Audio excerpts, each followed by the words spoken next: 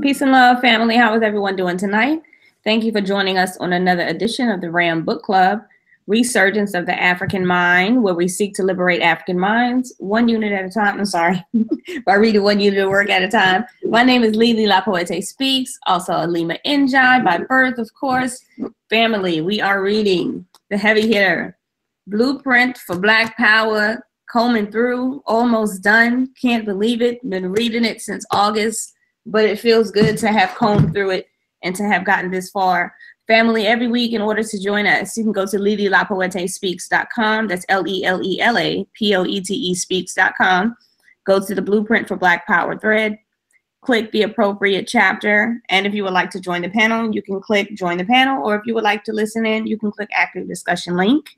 You can also stop by our marketplace while you're there, or also stop by and read some of the blogs and check it out, family. I am the author. Of course, as you all know, if you don't know, I'm the author of Perceptions of a Misplaced African. Perceptions of a Misplaced African is available at LiliLaPoetespeaks.com, family. It is available in digital form on Kindle or your favorite device on Amazon.com. If you don't have that yet, family, make sure you check that out. You can also check out some Ed Anime Productions. I know Dr. Maat has got some Ed Anime Productions over there. She's going to give a little talk about it. She's going to let you know a little bit more about that. I'm going to send it over to Dr. Maat. Peace and love, family. All right, peace and love, family. My name is Dr. Deanna Bailey, also known as Dr. Oyama, founder of Ed. I'm up here trying to get it situated, sis. I'm like, my face looks a little full. Anyway, so I'm the co-founder of Ed Anime Productions, the executive producer of Meltrek.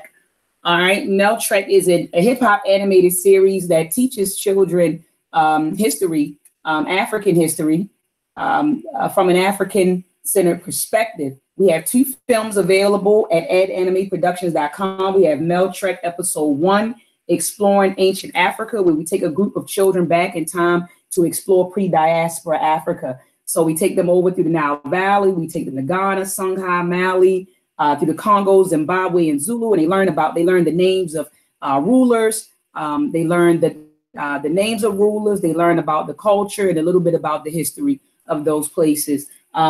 We have books to go along with Meltrek Episode 1. We have the Meltrek Episode 1 Coloring and Activity Book, family. Visit edanimeproduction.com to get this one. We also have the Meltrek storybook, the Meltrek Exploring Ancient Africa storybook, and I love it. I mean, this is a wonderful, wonderful book that teaches our babies about our culture and history and achievements. So check it out. Go to edanimeproductions.com. We also have the Meltrek Exploring Ancient Africa. Goodness, sis, I'm tongue-tied this week. So we also have Meltrek Episode 2, Exploring the Pre-Columbian Americas. This particular film is also about, we take the same group of children back in time to explore the pre-Columbian Americas. All right, so they learn about the mound builders, the Adena, Hopewell, and the Mississippians. They also learn about the Olmecs, Mayans, and Aztecs, and also the Incas. And they learn a lot of geography and vocabulary words. So these films are not only available in DVD format, they're also available in digital format. So when you go to the website, you can also opt to purchase the digital download of these films. And also the storybook, sis, we have that available in digital format. So you can get it in paperback as well as digital format, all right? But before we get started, I do want to advertise a few more products. Please, family, look at this. We have our own toilet paper at this point, Freedom Paper. I bought a half a case a few days ago.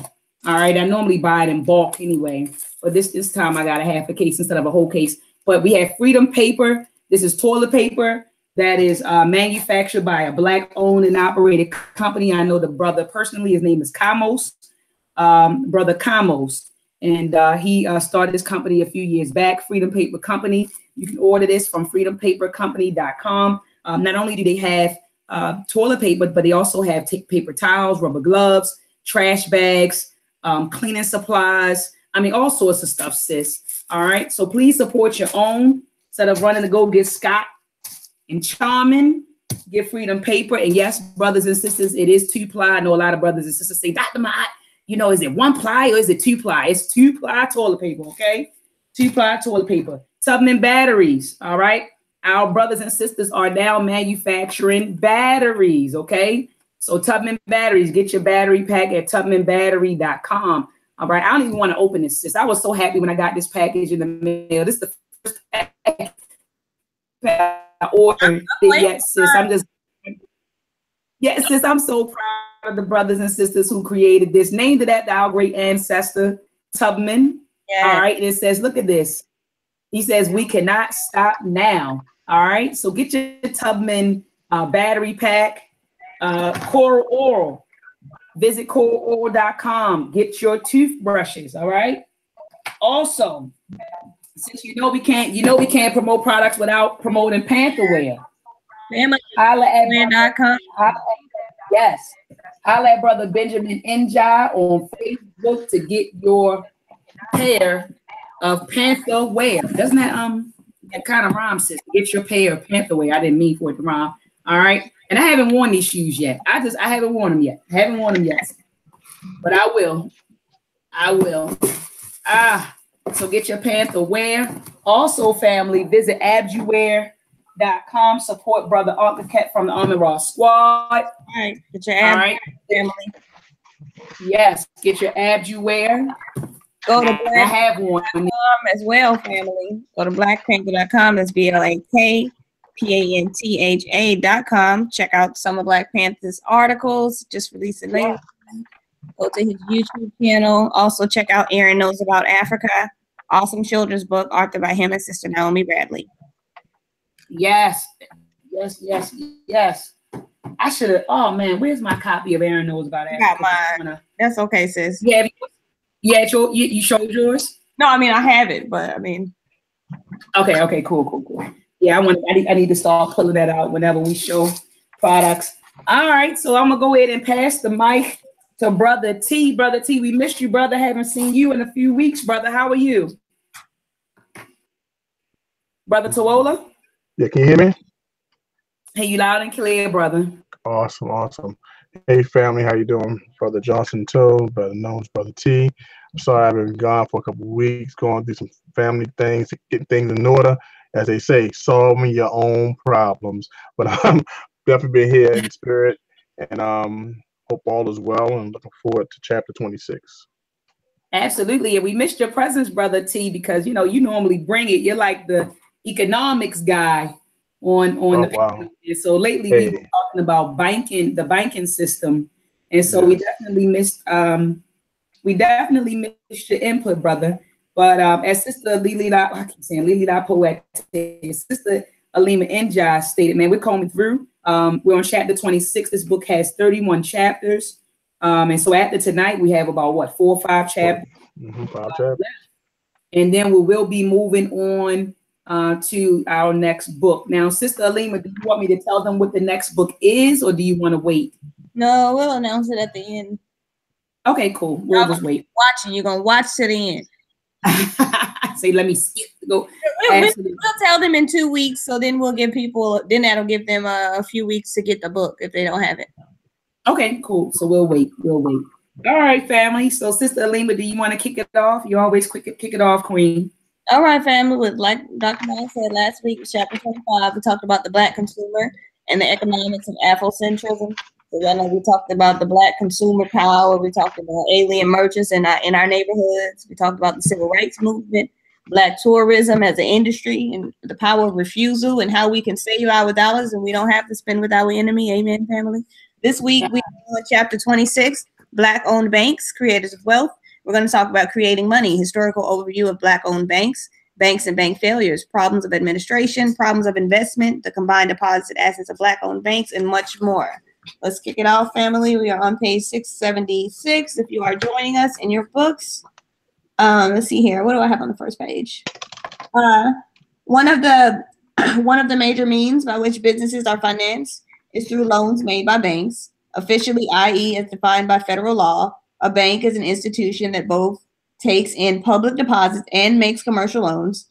Banks, like many other financial intermediaries, such as saving loans and associations and insurance companies, take deposits or funds from one group and lends these groups to another group. Going down to the middle, more like the end of this paragraph here, family. As summarized in Table 26-1, there are a number of types and categories of banks. These include commercial banks, which make up the largest class of financial establishments, which in general hold about 30% of all assets held by financial institutions. And their savings and loans associations, mutual savings banks, and rank hold about 17% of all assets. And then, of course, family, there's credit unions, life insurance companies, pensions, funds, and money markets. One of the primary functions of banks is to handle what are called transaction accounts. These accounts utilize deposits which can serve to make direct payments to a third party in market or business transactions without having to take a trip to the bank to withdraw funds. Transaction accounts include currency and checking accounts. So we all basically have a transaction accounts family. Mm-hmm. Now we get into the section creating money. Checking accounts are the most important and dominant form of money in the U.S. economy. As we all know, almost everyone has a checking account. Mm-hmm. Checks are the means by which the ownership of deposits in banks and other financial institutions are transferred to others. Thus, when a bank creates a transaction or checking account or demand or checkable deposit, it, in effect, creates money. This is particularly the case when a bank makes a loan by creating a demand checkable account in the name of a borrower. Okay, next paragraph, well, the one under it, family. When a bank makes a loan, it in effect takes the borrower's IOU or promise to repay the loan, which in and of itself is not money, and provides the borrower with something that is money, a demand or checking account. The borrower now has money, more money, a demand or checking account than he did before, yet no one else has any less. Consequently, since the demand account is in effect money, money has been created and the money supply enlarged or expanded. So basically, you know, Baba is breaking down for us the way that the banks work, the way the transaction systems work. And so basically, like banks, they loan people other people's money. Mm-hmm. That blew me away when I was younger, when my mother was explaining that to me, and I was like, Mom, they do what? So if I have $1 million in the bank, like that's like a happy day for the bank, because now they can go get like $1 million, you know, worth of loans to other people, and then make money off the interest of those loans, and et cetera, et cetera. It's amazing, but that's how it works. Mm-hmm. They love people who can keep their money in the bank. They're not happy with people like me who right, always taking it out. Direct deposit, and then by the time 2 days later, everything's gone. Absolutely. I always make a joke to say I can't afford banks. Yeah, because I mean, you gotta look at it. Able to use them and get the benefits from them, you gotta have some money in there. Right, and to really benefit from the interest rates that for keeping our money there, we have to wait years, and even for it to flip, for it to be a profit for us. So the $5 maintenance fees, the $35 NSF fees, more benefits the bank than it benefits to the average consumer. So we definitely have to learn the ways for it to benefit us to keep it moving. That's right, brother. I mean, banks, they live off those fees. They live off the fees. They make millions. As you see, Baba said, they can make, I think Bank of America, you think other banks, Wells Fargo's, you heard in the past, who created accounts off consumers and made hundreds, tens of millions of dollars just falsely creating accounts. That's right. Accumulate. So we have all these things that can the detriment to our communities if we don't bank correctly. That's right. Queen, do you want to go over this chart here? What is a bank? Oh, absolutely. Absolutely. So she's referring to page 678. So on 678, Baba is defining a bank, and he actually defined it in the first paragraph on page 26. But he says, what is a bank? The essential functions of a bank are to 1, accept deposits, 2, offer drafts, check writing privileges, and 3, make loans. In the United States, roughly 40,000 depository institutions fulfill these functions. These banks are typically classified into 4 general categories, even though most banks and other financial institutions now offer similar services. So on this particular chart, he lists 4 types of banks. All right. The first bank is a commercial bank. All right. Commercial banks provide a full range of banking services, time, and checking accounts and loans for all purposes, hold nearly all demand deposits. So you say, well, Dr. Maat, what is a demand deposit? A demand deposit, it says, is a deposit of money that can be withdrawn without prior notice. Okay, so it holds nearly all demand deposits of nearly half of total savings deposits. There are nearly 15,000 commercial banks in the United States. Now, we have to keep in mind, family, that this book was published in 1998, and so it's 20 years old, so there may be more commercial banks at this point, okay? Or it may be less because banks open and banks close. Banks think they might consolidate, so we don't know what the exact figure is. But it says so the next type of bank is savings and loan associations. Savings and Loans Association began in 1831 as a mechanism for pooling the savings of a neighborhood in order to provide funds for home purchases, which is still the basic function of such banks. The nearly 3,000 savings and loans channel virtually all of their savings deposits into home mortgages. All right. The next type of bank, mutual savings banks, originally intended to serve very small savers. For example, the Boston 5-cent Savings Bank can use their deposits for a wider variety of purposes, including investment in bonds and blue chip stocks. Almost all of the 575 mutual savings are located in only 5 states: New York, Massachusetts, Connecticut, Pennsylvania, and New Jersey. Our last type of bank is credit unions. Credit union is a cooperative society formed by individuals bound together by some common ties, such as a common employer or labor union. Typically, credit union members hold members' savings accounts and enjoy access to the pooled savings of all members. Most credit union loans are for consumer purchases. Although there are close to 22,000 credit unions in the United States, they hold less than 5% of the total savings deposits. Since when I was reading this chart and reading the beginning of chapter 26, I was thinking to myself, sis, this should be a class. Like, I'm talking about like when we go through, I don't know, middle school, high school, preferably high school. Oh, yes. But it should be a class teaching our babies how the banking system works. What is it?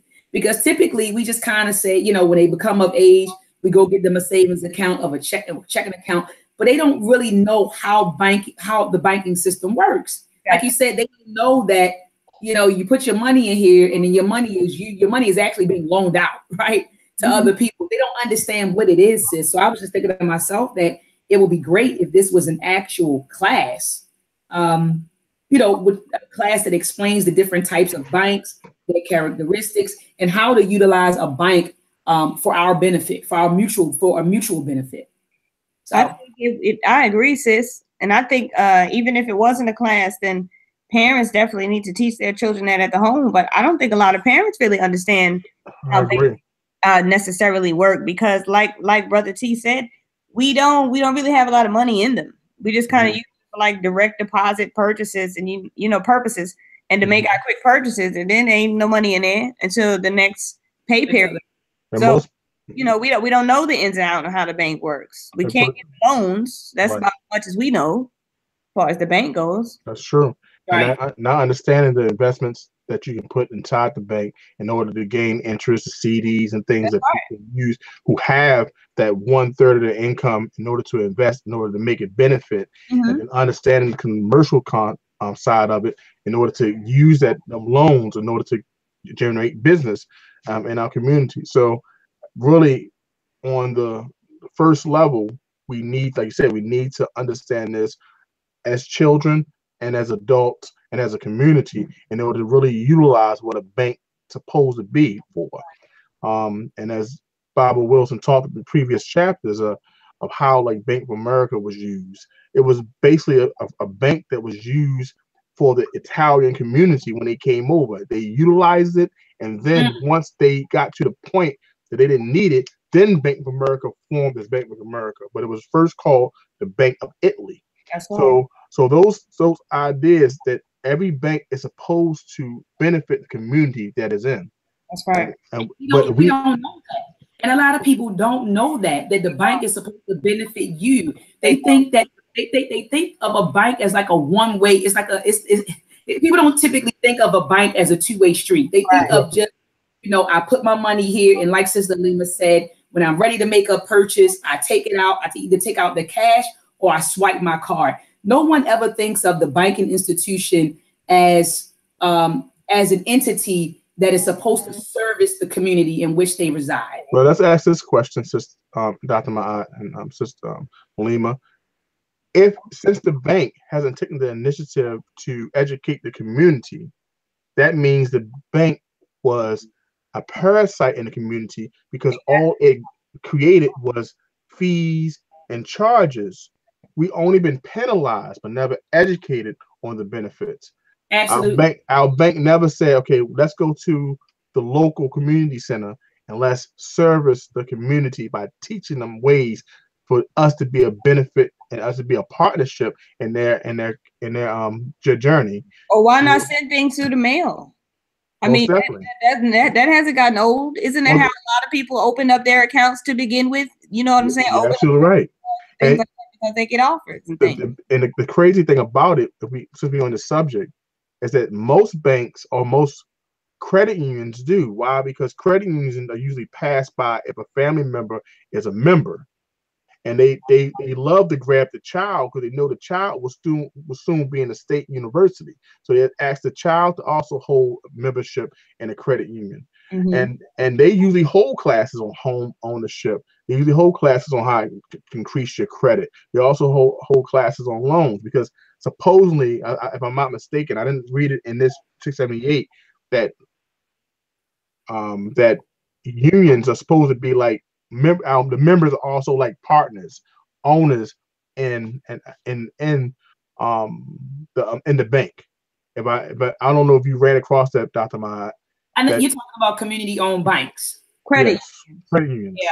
Yes, they are, to a certain extent, they are like that. Okay, so that's why I know credit unions offer a little bit more than regular commercial banks. They definitely do. That's for a fact, because I know I'm still with the North Carolina Credit Union. And they do offer a lot, in my opinion. But like you said, you have to have a family member that banks there, and then that whoever the initial person, I think they have to work for the state, if I'm not mistaken. Right, so, like in Baltimore, we have Meet You, we have Seek You, State Employees Credit Union, and Maryland Employees Credit Union. Right. Yep. Okay. All right. Well, let's move on, family, because we definitely about to tap into what it is that we're getting into. So we ready. We already getting it warm. All right. So it says, brother. Go ahead, Queen. Go ahead. No, I'm gonna pass it to look, Brother T. Brother T, do you want to? 679. We at the top. 679.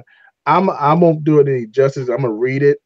Oh. So I like the fact of the way you ladies break it down. I don't want to break the mood, but if you can do that, Sister Alima. Okay. Go through it, break, and I'll break in when I can break in. All right. Top of 679. Banks are able to create money because they are permitted by law to operate as part of a fractional reserve system. This system allows banks to lend at levels several times their actual store of cash. A bank is legally required to keep a cash reserve against its checkable and non-checkable deposits, equal only to a relatively small percentage of those deposits, 3% up to 41.5 million and 12% over 41.5 million of checkable deposits, 3% of non-checkable deposits, i.e. non-personal savings and time deposits. As of January 1989. Moving a little bit further down the middle of the paragraph, the ability of a bank to make loans depends on the existence and size of its excess reserves. Since required reserves are fractional, i.e. the size or quantity of a bank's checkable deposits may be 10 to 20 times as large as the cash it is required to hold in reserve or actually keep on hand. Its ability to create money is greatly enhanced since it can lend its extra reserves and earn interest income by doing so. Mm-hmm. So, and I that's just another function of a bank, like you said, Queen, that a lot of people, and Brother T, you were saying people may not realize that banks have the ability to do. So they can loan out way more money than they actually have. And then when you think about how much money, like say if a bank goes out of business or something, and how much money like they're required to give people back, it's a really small fractional percentage. So what if you had, like, how does that work, Brother T? Because I've never looked too much deeper in that, but you know how a lot of banks are federally insured. Up to 250,000. You're covered to 250. So say if I had 750,000 and the bank went out, am I just out of that other 5? Basically, I am, and I'm only going by. I can't go off hard facts, so I don't want to answer that. But I know that the insurance is up to 250,000. So I'm only assuming you don't want to put that much in banks. And I used to hear from some brothers and sisters that, you know, rich people don't use banks. They don't. So they put their money in other places. So you wouldn't expect anyone to have more than $250,000 to put their money in a commercial institution. Okay. That was always my assumption too, brother, that if that's all they insure, then it kind of didn't make sense to have any more than that. And then it also makes sense why a lot of rich people have offshore accounts, you know what I mean, and things like that, where they choose to keep their money. And put their money in something that's actually going to generate more, because that's what banks do. That I, you know, from learning from, you know, investors like Robert Kiyosaki and other brothers like that, who say that banks use your money in order to invest in stock markets and also real estate and other big investments, and then be able to give us little, you know, parts of the fractions of interest. So I'm assuming they don't in turn keep their money in the reserve as well. So. Yeah, that makes perfect sense. Why not buy the stocks yourself? Exactly, Queen. Invest in it yourself. So I can't imagine, like Sister Alima said, someone, you know, I'm thinking about like a Jay-Z or someone leaving, you know, putting all of their money in different banks. Like that doesn't make sense. Makes sense, right? Yeah. It's all about protection, right? That's I was also told, Brother T, that when you have more than $250,000 in the bank or in your account, that you can buy insurance on that excess amount, that you can insure it yourself. That definitely sounds feasible. I heard that a while ago, that you could also buy insurance or purchase insurance. You can insure that the excess amount. I'm about to Google it, Queen, because that's interesting. I mean, that's something that we have to look at, especially when we talk about community economics. You know, cooperative economics, of how we pull our money together, because 250,000 may sound like a lot for an individual, but it's not a lot for a community to pull their money, and we need somewhere to make sure our money works for us so we can generate. So now I want to be clear with, so Sister Alima mentioned access or extra reserves. I want the people to know what excess interest reserves, like what it is and how it's calculated. Good point. All right. And it's calculated. I'm looking at the top of page 679. Bible says that access reserves, which includes the bank's own money, are equal to the bank's actual reserves. And the actual reserves, Brother T, I believe, is the cash reserve, right? Yes. So what they actually have minus its required reserve. Remember, you were saying that they are required, if you have $41.5 million, you're required to have up to 3% of that. Or if it's over 41.5 million, 12%. So excess reserves would be equal to the bank's actual reserves minus its required reserves. Okay. So that's how they come up with that figure. And as Sister Alima stated, that banks can lend out their extra reserves and earn interest and income by doing so. Right. So I just wanted people to understand what access and extra reserves are, like how it's computed. So they allow you to purchase an additional $250,000 worth of insurance. So basically, the highest amount of insurance that you could get is $500,000. Okay. No more insurance over $500,000.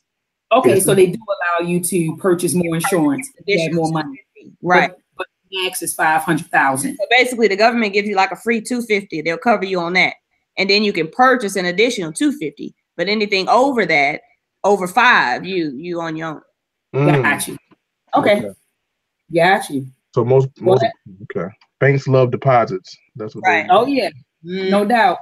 Right. Got you. At the bottom it says it may be inferred from this that few banks and financial institutions in the African American community, the paucity of monetary reserves held by those few establishments, the severely restricted access to credit from the mainstream banks in the absence of traditional or cultural modes of saving or creating credit, among other factors, conspire to restrict the creation of money.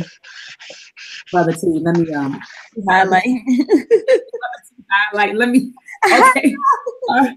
Look, the absence of traditional and cultural modes of savings and creating credit, among other factors, conspire to restrict the creation of money in the supply of money in the community to such a degree that it is made and kept needlessly impoverished and powerless. So he says, thus through loans, banks generate funds for business and economic development, among things.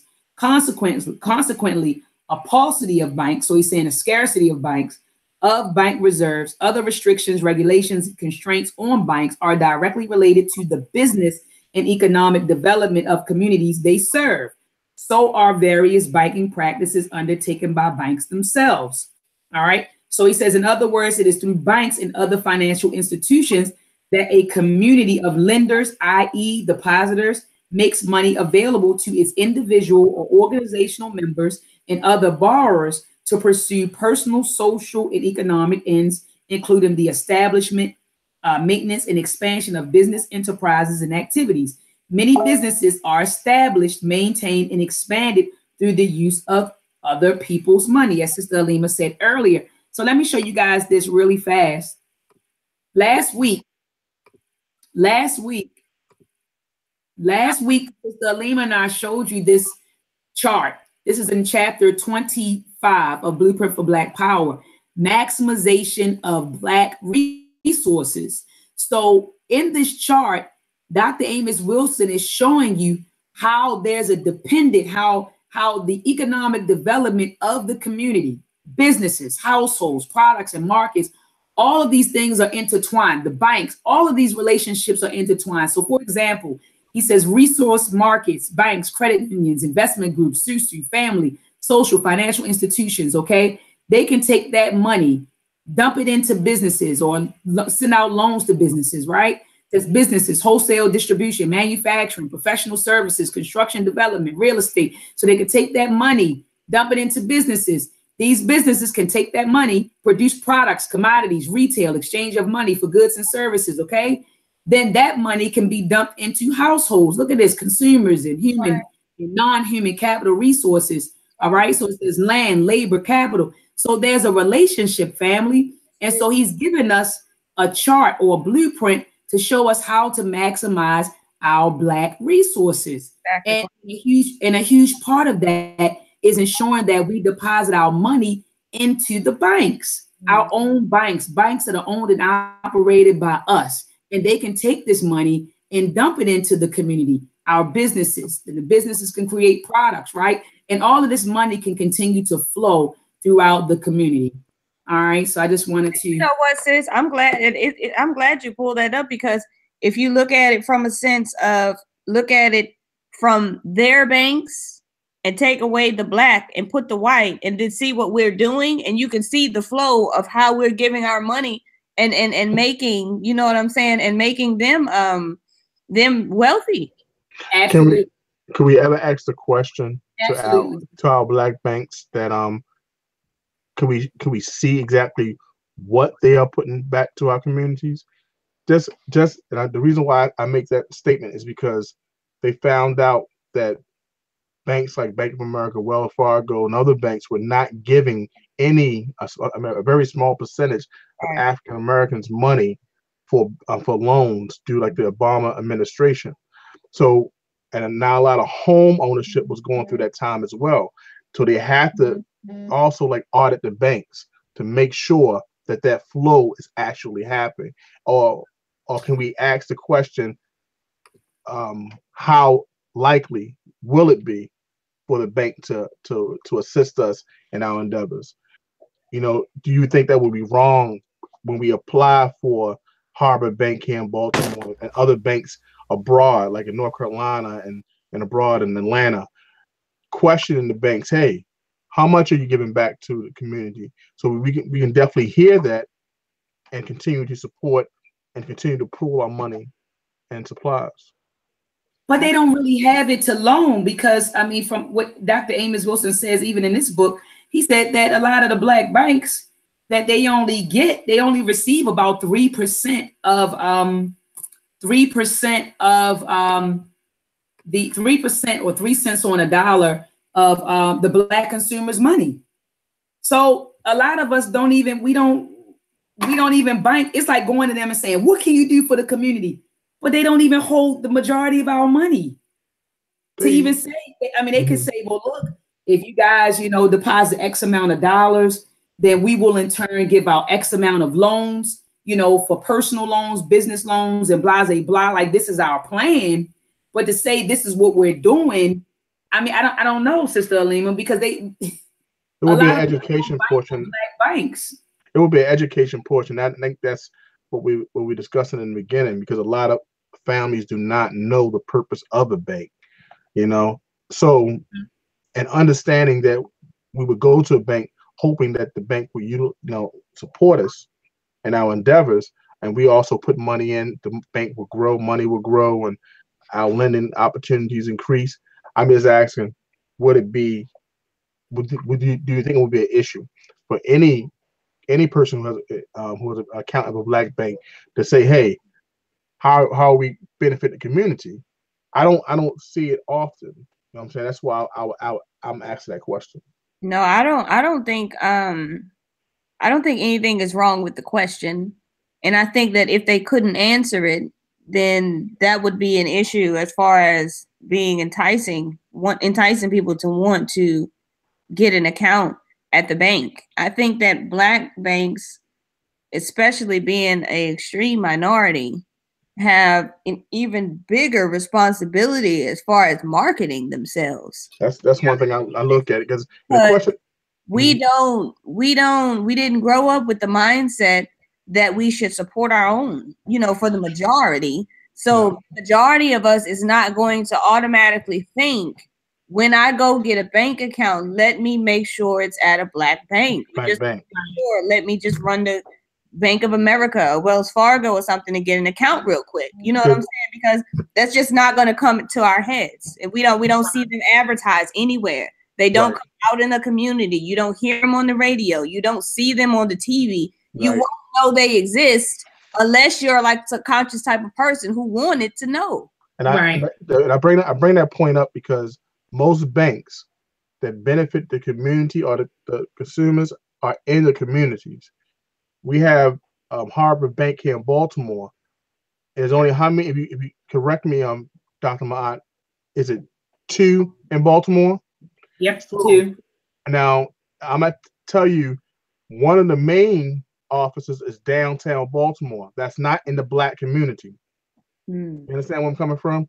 So a Bank of America is in the community, in the impoverished areas in Baltimore. So the point I was trying to make it, when I see gentrification happening in Baltimore, usually they put a bank in that area. Even if it's not a Bank of America, it's maybe a Hamilton bank, but that bank is supposedly put there to benefit the residents of that community. So that's why I asked the question. If you're downtown Baltimore, how are you helping me in Emerson Village?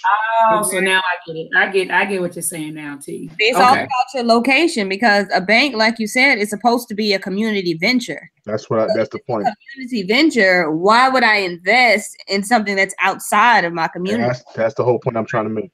The purpose. See, my thing is, I understand what they're doing. They're trying to operate like a bank.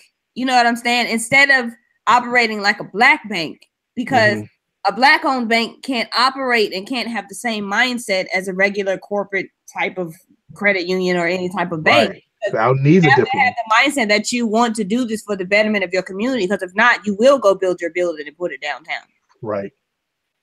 And that's the point I was trying to make. Is like, we have to see it as a benefit for us as a community. That's right. By having a partnership within our community. And I can't do it if you're downtown benefiting white America, where all of the other big businesses is, and you're nowhere to be found teaching classes, holding some things that we actually need. That's right. And so that's just one of the things I wanted to bring up. How am I going to even open an account at your bank? I mean, what if I don't have a car? Right. I can't you know what I'm saying? Like, that's the whole point of a bank, right? Okay, family, where we at now, Queen? Historical overview? Yes. I did want to read this one quote before we get into this section. It says that John Blunting, the former chairman of First Pennsylvania Bank Trust, he said, "We determine who will succeed or fail." Saying banks, so he's saying that banks. So it says, according to Mayer, banking has two distinct functions. First, in symbiosis, you know, that's a term that's used in biology to describe, like, you know, the interaction between two different organisms, the parasite and the host. But anyway, so he's saying that first, in symbiosis with the government, the banks provide and administer the money supply of the country. Second, they make loans to selected borrowers. So this guy, John Blunting, said that, well, given this function, right? He says we determine who will succeed and who will fail, right? I thought that was a powerful statement, that banks determine it. So whoever controls the banks, whoever controls the money, the financial institutions, or not even the financial institutions, those are the people who determine who will succeed or who will fail, right? Yeah, unless you have some type of generational wealth. Other than that, if you have to go to an outside source, then they definitely determine that they have a bigger say, I would say, in whether you succeed or fail initially. Because at the end of the day, the only person that determines whether you succeed or fail is you. Yeah, but that dependency, sis, and like you said, unless we have that wealth, which we don't, then most of us do depend on them for like personal loans and business loans and stuff like that. So, but anyway, moving on to historical overview of Black-owned banks. All right. Okay. Let's see here. So I started at middle of this paragraph. Angela Wimes, in an article, Blacks in Banking, a historical overview published in Dollars and Cents magazines, January 1993, describes the fate of the first bank designed to aid in the economic development of the newly emancipated African American community. The first major bank created for, although not by, emancipated Blacks in 1866 was the Freedmen Savings and Trust Company. Badly managed funds and lack of commitment to its Black investors precipitated the bank's closing 9 years later and the loss of approximately $3 million by over 61,000 African Americans, thus stunting the economic growth for Black people in America for a number of years. It should be noted that the mismanagement of funds and lack of commitment referred to here was not the sole responsibility of Freedmen Savings and Trust Company's Black managers and employees. A number of his principal managers were white, including white ministers who share a very significant share of the blame for the bank's ultimate downfall. Interestingly, the great abolitionist and Black leader Frederick Douglass was called on to head the bank to try and avert its imminent demise. Referring to his impossible mission, Douglass alluded to his attempts to resuscitate the moribund institution as like being married to a corpse. Eric Lincoln, 1990, discusses the psychological after effects of Freedmen Savings and Trust Company's collapse. Chartered by Congress in 1865, Freedmen Savings Trust Company was the major bank which held most of the savings of many newly emancipated African Americans, the bounties which Black soldiers received upon joining the Union Army, and the deposits of numerous philanthropic organizations, benevolent associations, and churches. Yet, the collapse of the Freedmen's Bank and the loss of hard-earned savings created a major distrust among African Americans toward banks, which for some took more than a decade to overcome, and then only at banks organized by institutions they trusted. That distrust has not been fully dissipated in some sectors even to this day, and its effects linger on in conventions which remain suspicious of Black enterprise. And we all know that even it's 2018, like Dr. Maat said, this book is like almost 20 years old, but it's 2018, and we know a lot of Black people that still don't deal with the bank. Absolutely. Like, I don't trust them. I'd rather keep my money in the freezer, you know what I'm saying, in the cabinet or something. Put a hole in my mattress, you know what I'm saying, put it in the candy jar. I'm just not. I know a lot. Yeah, under the bed mattress. In their 30s and 40s, they never had no bank account. And a lot of Blacks went through the Depression. Went through the Depression. They got the same situation during the Depression. They lost their money in banks. That's right. Because my great grandma, I don't know if she ever had an account. The money was in the mattress. Like my Aunt Hattie, my great Aunt Hattie, when she died, my mother said she had money in cereal boxes in the cabinet. Wow.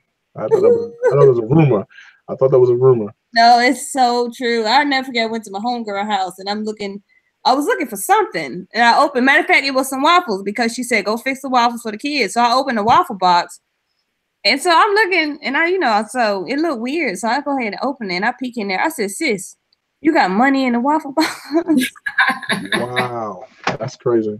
She's talking about, "Ooh, I forgot to tell you, girl, not the Legos, girl. Get the other one." I'm like, Hold on, was the Legos in the freezer? Yeah, they was in the freezer, but she said she didn't want me to get the Lego. She wanted me to get the Vans brand. She's talking about, yeah, we don't even eat the Lego. See, that's a whole nother meaning of cold cash.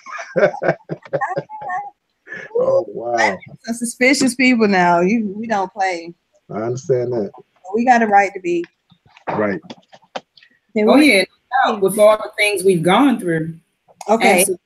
That's right. End of 681. However, those banks founded for and by Black Americans themselves were on the whole much more successful. Ivan Light, 1972, provides a very brief sketch of the history of Black-owned banks. Now we're at banks and bank failures, family. The earliest Negro-owned banks appeared in the South between 1888 and 1900. Fraternal orders created the financial institutions to serve as repositories for their funds. The banks thus established bore the name of the parent fraternal, for example, Knights of Honor Savings Bank. In the North, on the other hand, the first bank did not appear until 1908. The banks of the North were fewer in number than those of the South and were usually non-fraternal in origin. Two Chicago banks, the Binga State Bank and the Douglas National Bank, achieved exceptional size in the world of Negro banking. Between 1884 and 1935, Negroes organized no fewer than 134 banking institutions in the U.S. This does not include the numerous credit unions, industrial loan associations, and building and loan associations, which Blacks also organized in this period. Unfortunately, many of the 134 banks thus hopefully established later failed, a few in default of obligations. By 1929, only 21 Negro-owned banks still survived, and the Depression reduced this number to 12 in 1936. 11 of those remained active in 1945. Thus, of the 134 founded, 92% were closed, liquidated, or suspended within half a century. Since then, since these banks' closings took place before federal deposit insurance, depositors also lost their money, family. I thought it was awful. This record was Negro banks in this period was actually more successful than Oriental banks in California, among which the mortality rate was 100%. Japanese Chinese opened 10 charter state banks in California between 1900 and 1910. Of this number of them, 6 closed before the decade was out. Victims of the California Banking Act of 1910, 1 bank survived until 1912, and the 3 others limped along until the mid-1920s. So, sis, it was a couple of things that kind of stood out to me in the paragraph that you just read. One, he says that between 1884 and 1935, Negroes organized no fewer than 134 banking institutions in the United States. So within a 51-year period. Very impressive. That was extremely impressive to me, sis. I said, wow, 51. In 51 years, created 134 banking institutions. That's amazing. That, I just have to insert this real quick, Queen. I know y'all have probably heard before on social media, people say things like, I'm not my ancestors, or, what I'm saying, or don't get it effed up. We're not our ancestors. And, when I think about stuff like this and things that they did, and for people to come out of their face and say that, and I'm like, what the fuck have we done? Besides argue on social media. Right. Some of us might have wrote a book or two or whatever, but like, what have we really done? What banks have we opened? Right.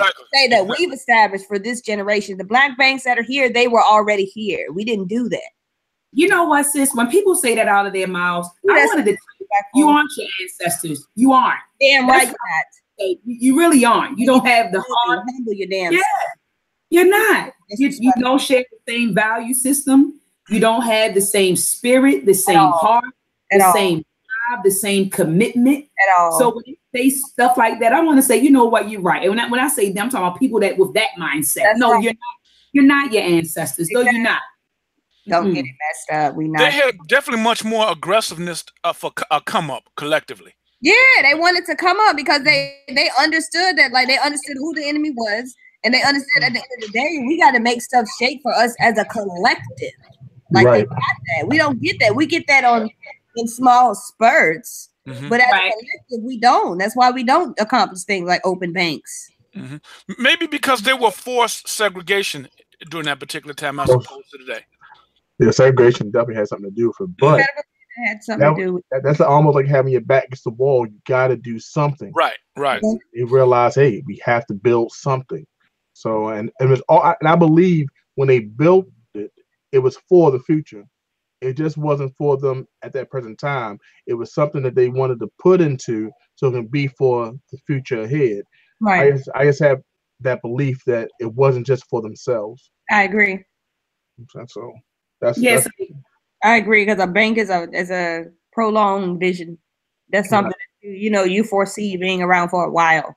right. And you look at it. I would like to examine how much inheritance was given to the next generation from those who did save, for those who did have the opportunity to gain some real estate or some land. How many benefited from the banks, and I'm sure many had. It may be something we never heard. Right, I'm sure it is, brother. That time frame. Okay. Up until the Great Depression that Brother Travis was speaking to, because I know that a lot of people lost money at that time, and then a lot of us lost trust at that time. But in that time frame, some did rebuild. So that's something I would like to look into. Absolutely. And I just want to point out one more thing before we move on to the next section.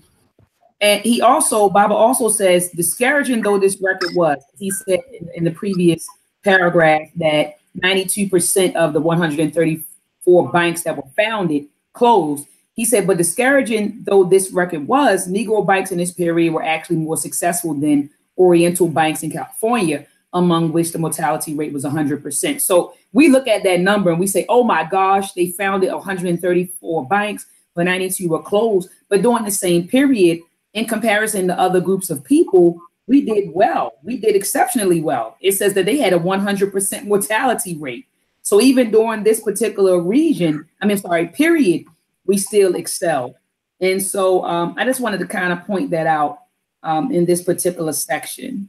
So the next section talks about problems of administration.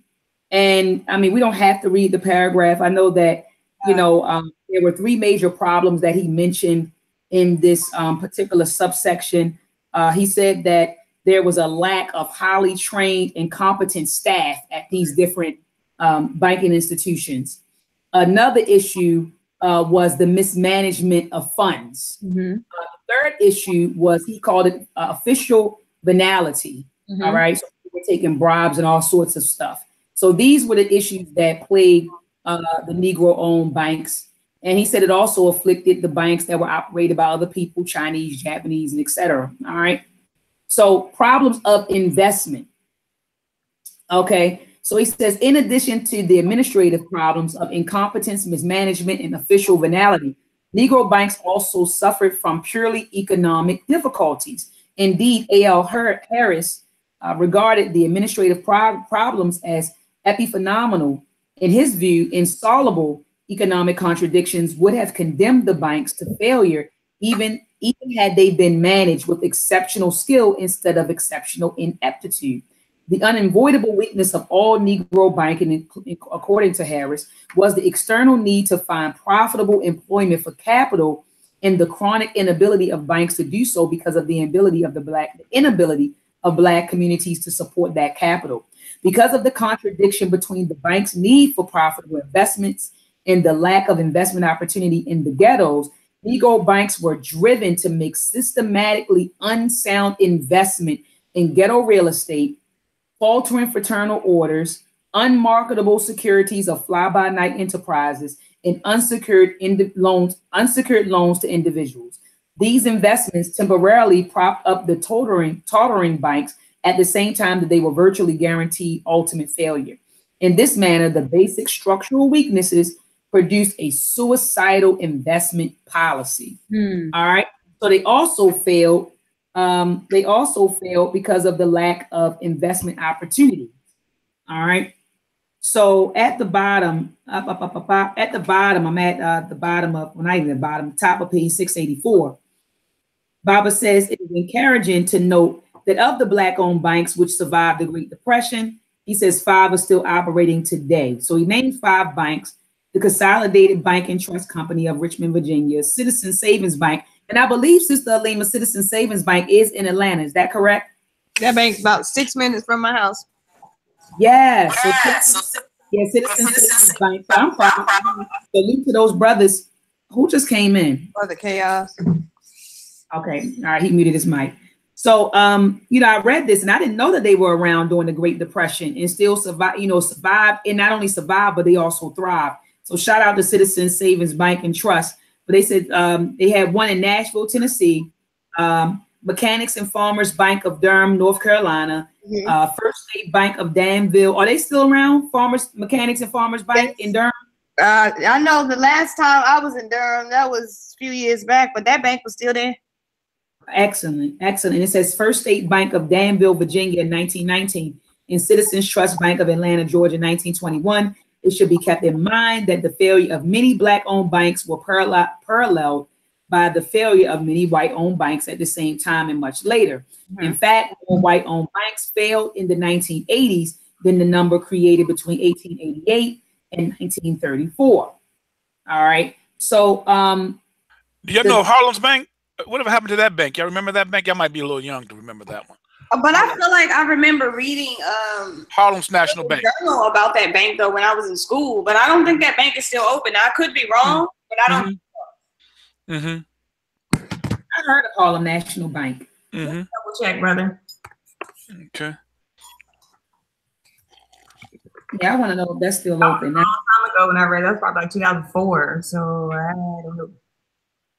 So in the next box, family, it's not open. No, it's closed. It's still open, sis? It's not. Oh, okay.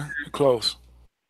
I'm like, did they mention Harlem National Bank on a movie? I don't know why I'm thinking about. Yeah. It was. I know the movie you're talking about. Yeah, it was the Harleman Brothers. They called them. Yeah, the Harleman Brothers. Yes, and that wasn't. That was. Oh my goodness, Strictly Business. Yes, that's it. I love that movie. That movie came out in the '90s with Tommy Davidson. I loved it.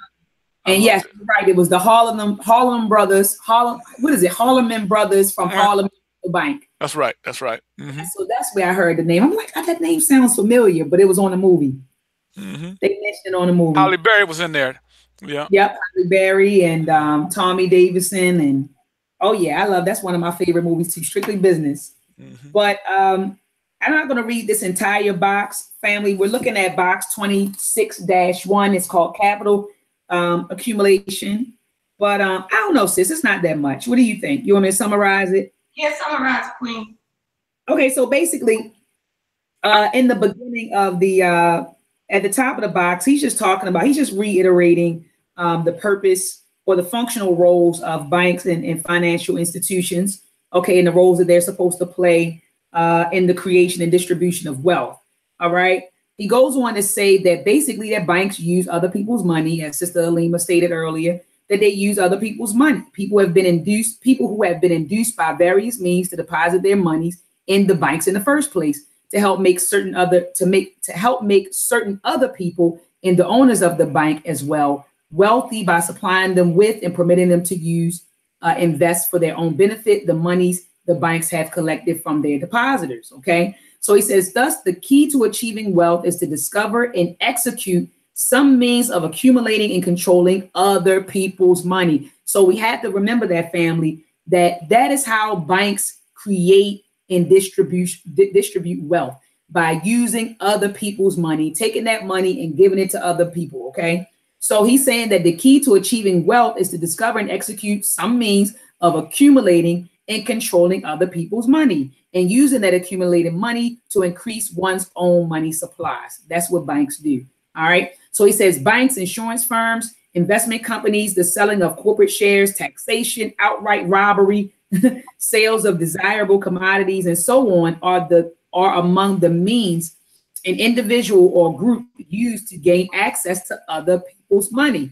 All right. So Dr. Amos Wilson goes on to say, he says, in this context, it is readily apparent that by voluntarily placing or depositing their monies in white-owned banks, insurance companies, retail establishments, etc., multiple millions of Blacks concentrate or accumulate their monies under the control of the white elite in ways that immensely help the elite to further enrich and increase its power.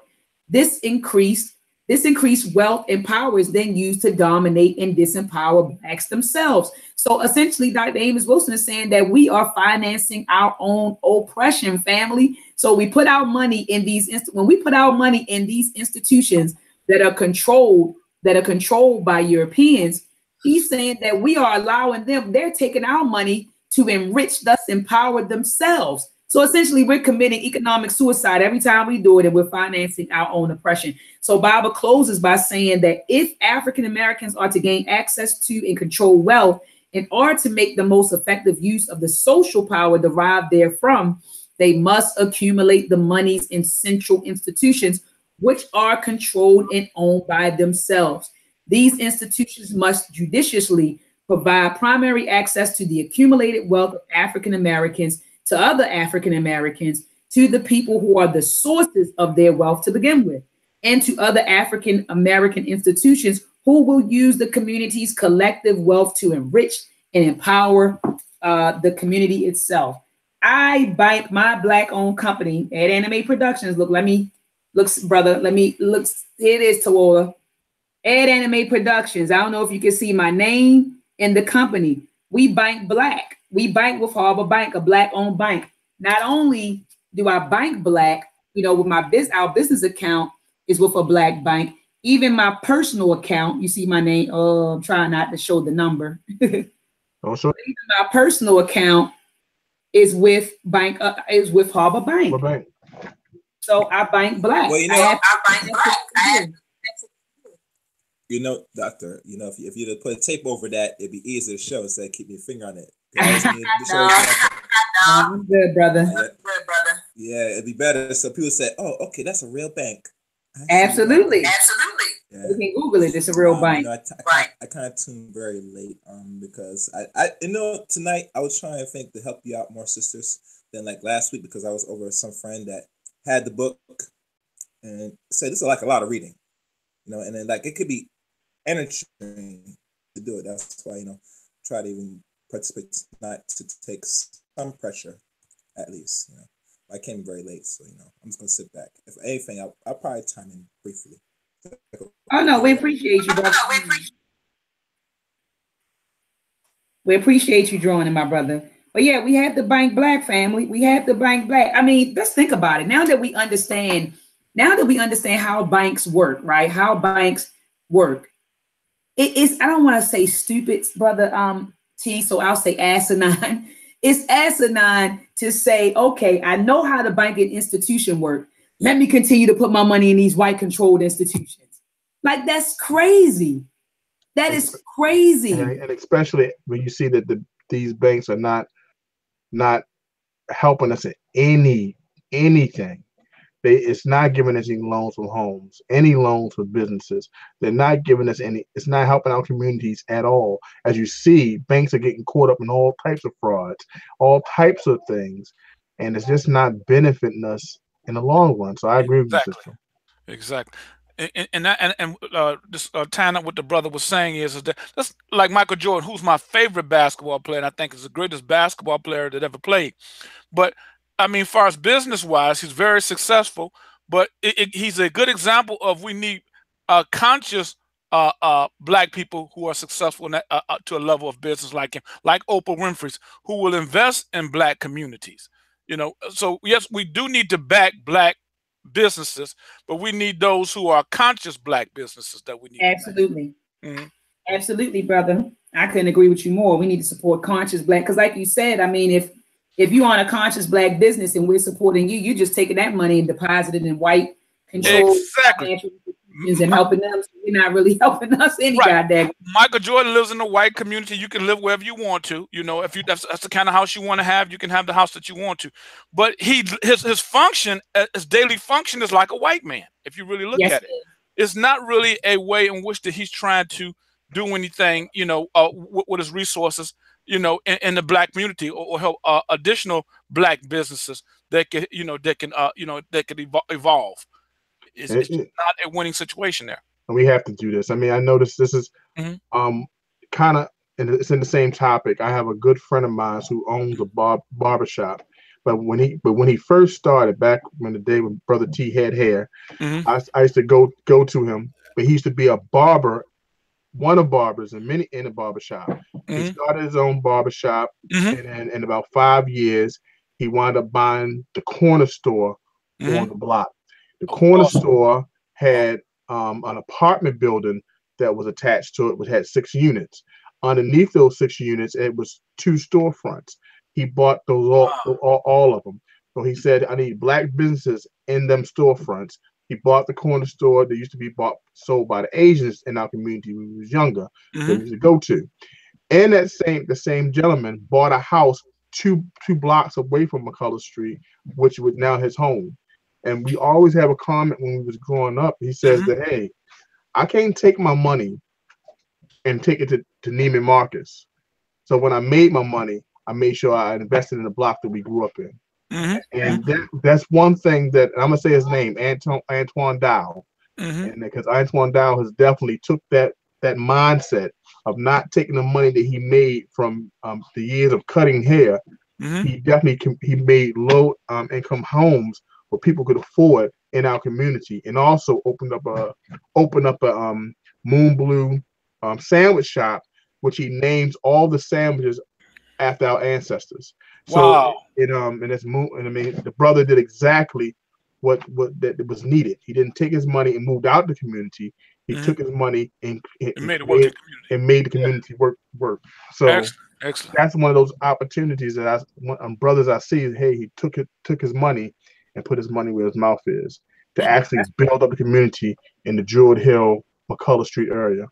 Early Bob Johnson model was excellent, I thought. You know, with BET, I saw a lot of, I love the early BET when they had Bev Smith, Tavis Smiley, you know, in the late 80s, 90s BET. I thought I really thought that was going to take off into he could do other things, but of course he sold off to, what's the name of that multimedia company? Viacom. Viacom. Thank you, sister. Viacom. Yeah. Yeah, but you know what I was told, and I don't know how true this is. Maybe we can, a quick Google. But I was told that he shopped it to other wealthy blacks before he decided to sell it to Viacom, and they didn't want to buy it. So I was told that a lot of people will call Robert Johnson or Bob Johnson. They'll say, "Oh, he was a sellout." You know, I actually had this conversation. I had this conversation with a brother online 2 days ago. He brought up BT, and he was saying that the guy was a sellout. And I said, well, I was informed that he shopped it to wealthy blacks and said, hey, you know, I want to sell it, and no one wanted to buy it. I don't know whether they didn't want to buy it or couldn't afford to buy it, right? Right. And so that's why he eventually sold it to Viacom. But I was told that he shopped it to our people first, and I don't know if they didn't want to buy it or couldn't buy it, or maybe it may have been a combination of both. Who knows? But that's when he made the decision to go ahead with Viacom. Brilliant model. Early model was brilliant, I thought. Absolutely. But you know, that taught me a valuable lesson. I think that before we call people sellouts, you know how brothers and sisters might sell a business and then we say so as a sellout. I think that we should try to understand, you know, why they decided to sell their business before we just say they sold out. You know what I mean? Yeah. I agree. Yeah, great point. Good point. Yes, indeed. Yeah, but I was told one thing I would like to entwine. Y'all familiar with the artist named Chameleon, right? Yes. I think Texas artist. He said it, and this video, it's probably still on YouTube, hopefully. He said that he confronted Michael Jordan. And you know, Michael Jordan didn't see like him as a brother, but like what like called typical nigga. And even his demeanor and how he carries himself, it makes more sense, even because you know he's an accomplished person, but you know, he just have no interest in the black community, you know, especially a man that looked up even to him. Because Kamir said he looked up to Michael, you know, like every other young youth, and now he put himself in a certain position, you know, and the guy just didn't want to give him time of day because he looked at him like down like the average Caucasoid, like you know most other people look at it and say, who are you? You know what I'm saying? Yeah, I heard that story. Yeah, I heard that story. How Michael is, but I definitely agree that I think Chameleon there made a point that he didn't want to even acknowledge that he was there. Didn't want to take a picture. He asked to take a picture with him. He said, "Man, I've been supporting you since I was young. I buy your tennis shoes and everything." And Michael was like, "Man, get out my face." Yeah, he told one guy, Robert said that he don't take pictures with niggas. I'm like, Ooh. yeah, that's on YouTube. Yeah, that's what he's talking about, Chameleon. Yeah, he said he don't take pictures with niggas. I said, wow. You know, Jordan, and I'm gonna say this, and I know I'm gonna be a bad guy here, but I'm willing to bet, and I've been to, we all in the black community, real dark brothers get a hard time with a lot of smart aleck remarks in the black community, where other blacks will say certain things about real dark. A good friend of mine stayed 2 doors down from me. He was Sudanese dark, and they used to call him Black Bob and Blue Bob, and all kinds of negative terms because he was, you know, he could pass for a Sudanese, you know, but beautiful brother, you know, sister was beautiful too, beautiful Nubian, you know, and the comments in the black community, you know, of about his color, you know what I mean? Because that's why you notice Michael Jordan dates very light women, you know. Yes. Everything is very light. I think that he doesn't want to put that on to his children to be dark like him. I think that plays a part. I think. But his wife wasn't dark, wasn't light skinned. Who? His first wife was brown skin. Yeah. Right. Very light. I bring a picture up. Put a picture up. She was very light. His first wife, Michael Jordan. Yes. No, he was. I got to see a picture of this. Juana, you talking about Juana? Juana's light. Yeah, she wasn't extremely light. She was like a brown skinned woman, but yeah. Brown skin. Yeah, but they made negative comments about the brother, and it was horrible. So I just think back of some of the way they used to talk about him because of his color. I thought it was very cruel. I look back at it, and I seen that consistently even with women. You just saw in the on the internet, what was it? Not Paul George, but one of the basketball players he made a comment about he doesn't know any dark women who are attractive. He was an NBA player. He posted that. You remember that? Yeah, he just made that comment. He just made that comment. Huh?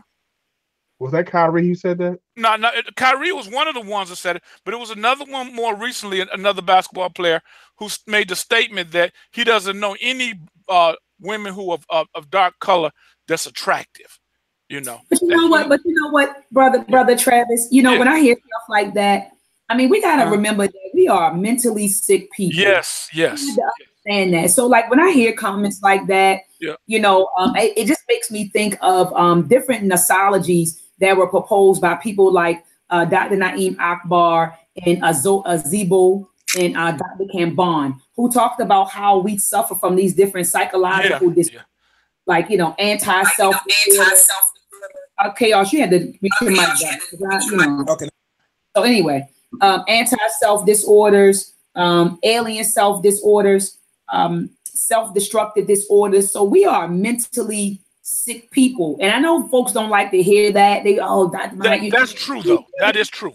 We really suffer from mental and personality disorders. We do. And so, you know, when I hear statements like that, think about this. People saying that dark-skinned is not attractive. And so what are they doing? Fighting, going after the lights. Like it's sick. It's absolutely sick. That's the one thing I like about the new movie that came out. You know, Black Panther showed the beautiful hue of our sisters. You know what I mean? I really love that part about that. You know, it showed how beautiful our women are. You know, because I don't hate on our sisters just light or whether they dark. Our range of women are beautiful. You know what I mean? In all ranges. I think that's what I didn't like. I didn't like that there was a lack of range because I sometimes feel that dark-skinned people, or that there's been this push to uplift dark skin, but at the same time it's downgrading lighter skin. And I don't know if that's wrong too. That's wrong too. That's wrong too. I don't know if it's in retaliation because for so long it has been that lighter skin was you know, more admirable, I guess. But in a way, I didn't like it because I I agree with you. I agree with you. go to fucking Africa. I don't know who the fuck told everyone that everyone is dark.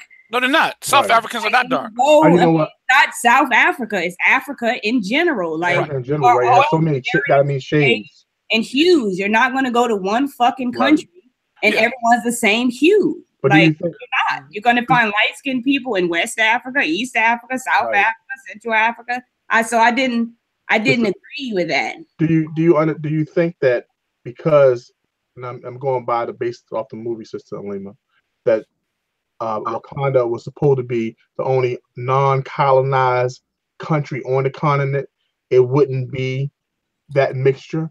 No, that's not true though, because see,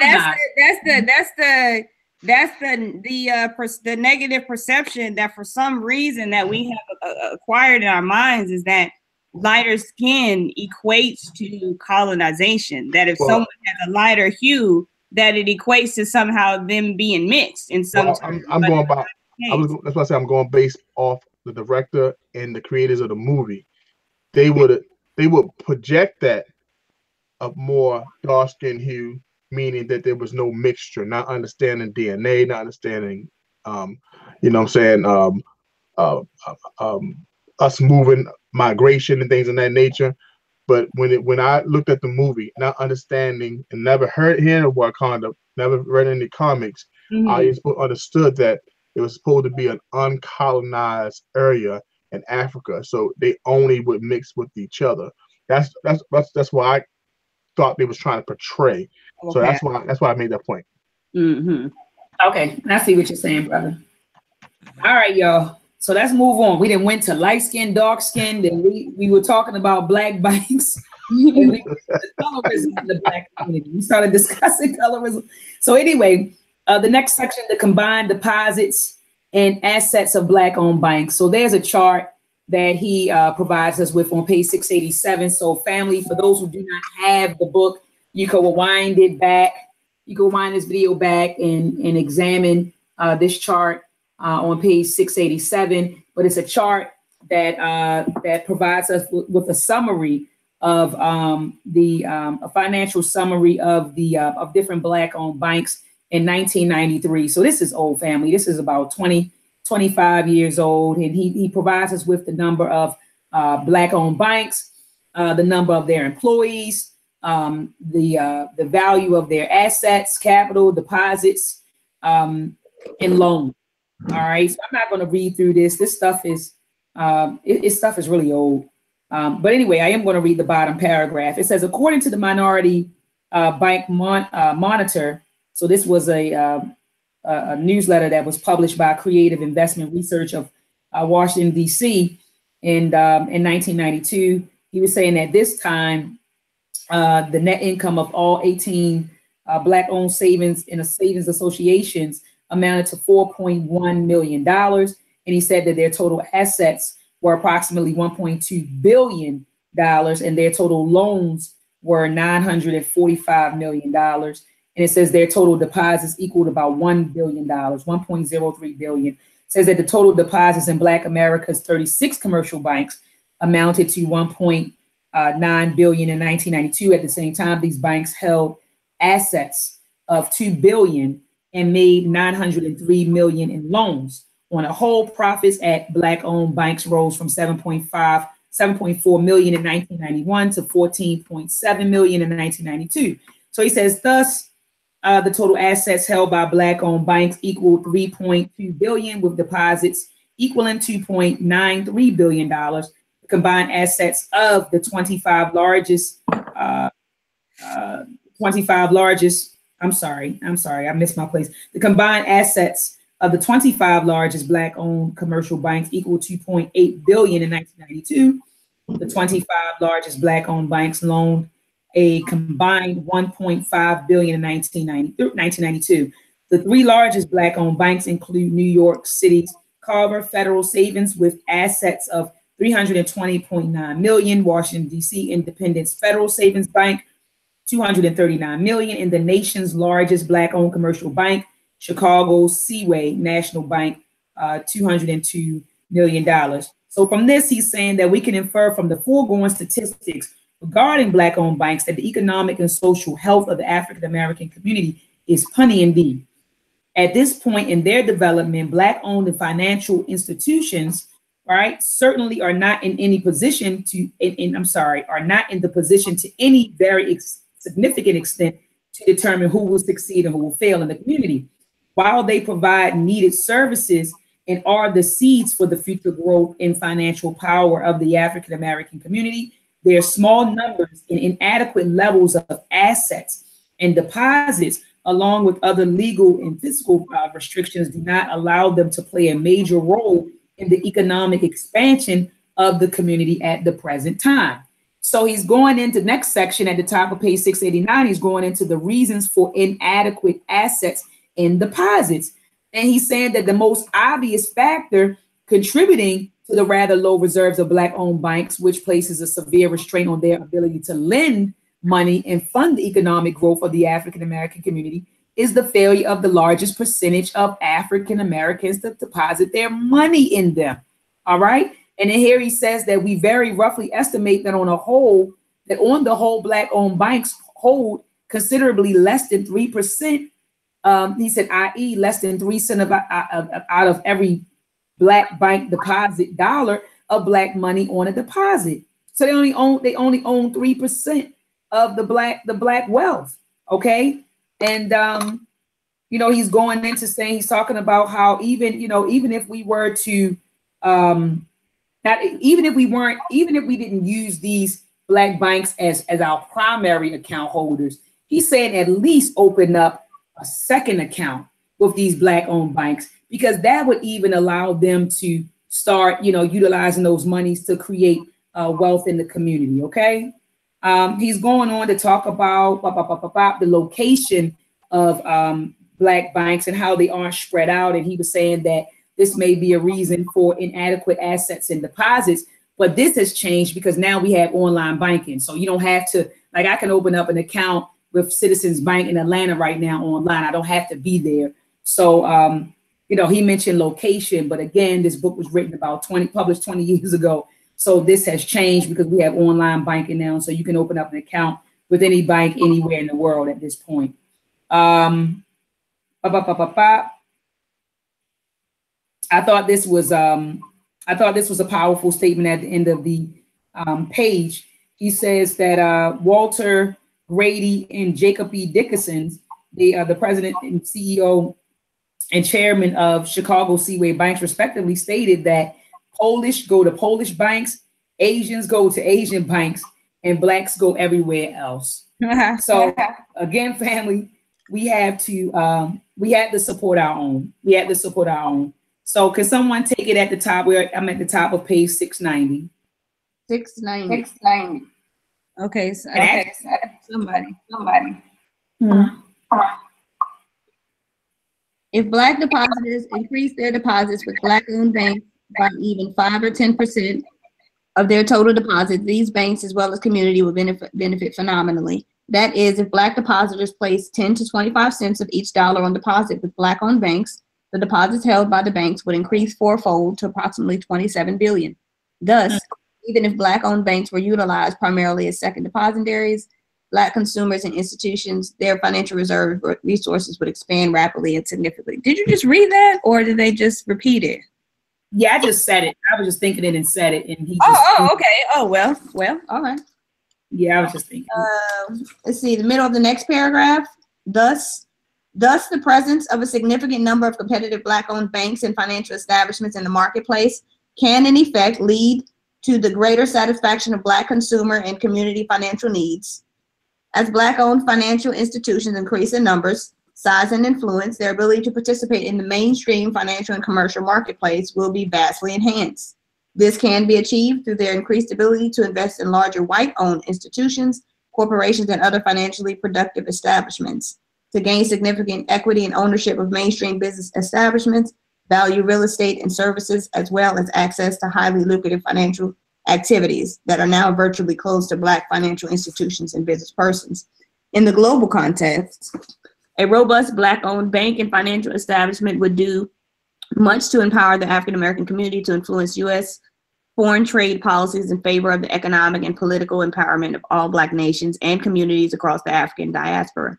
Moreover, African American financial power, if appropriately concentrated, distributed, and creatively utilized, will enable that community to act as a financial engine motivating the economic development of other African economies, similar to the ways the white American economy serves as an engine motivating European, Asian, and worldwide economic economies. So Baba is basically saying that if we can get our stuff together here and become a powerful economic force, we can then, through trade and other business ventures, influence the Africans abroad as well, family.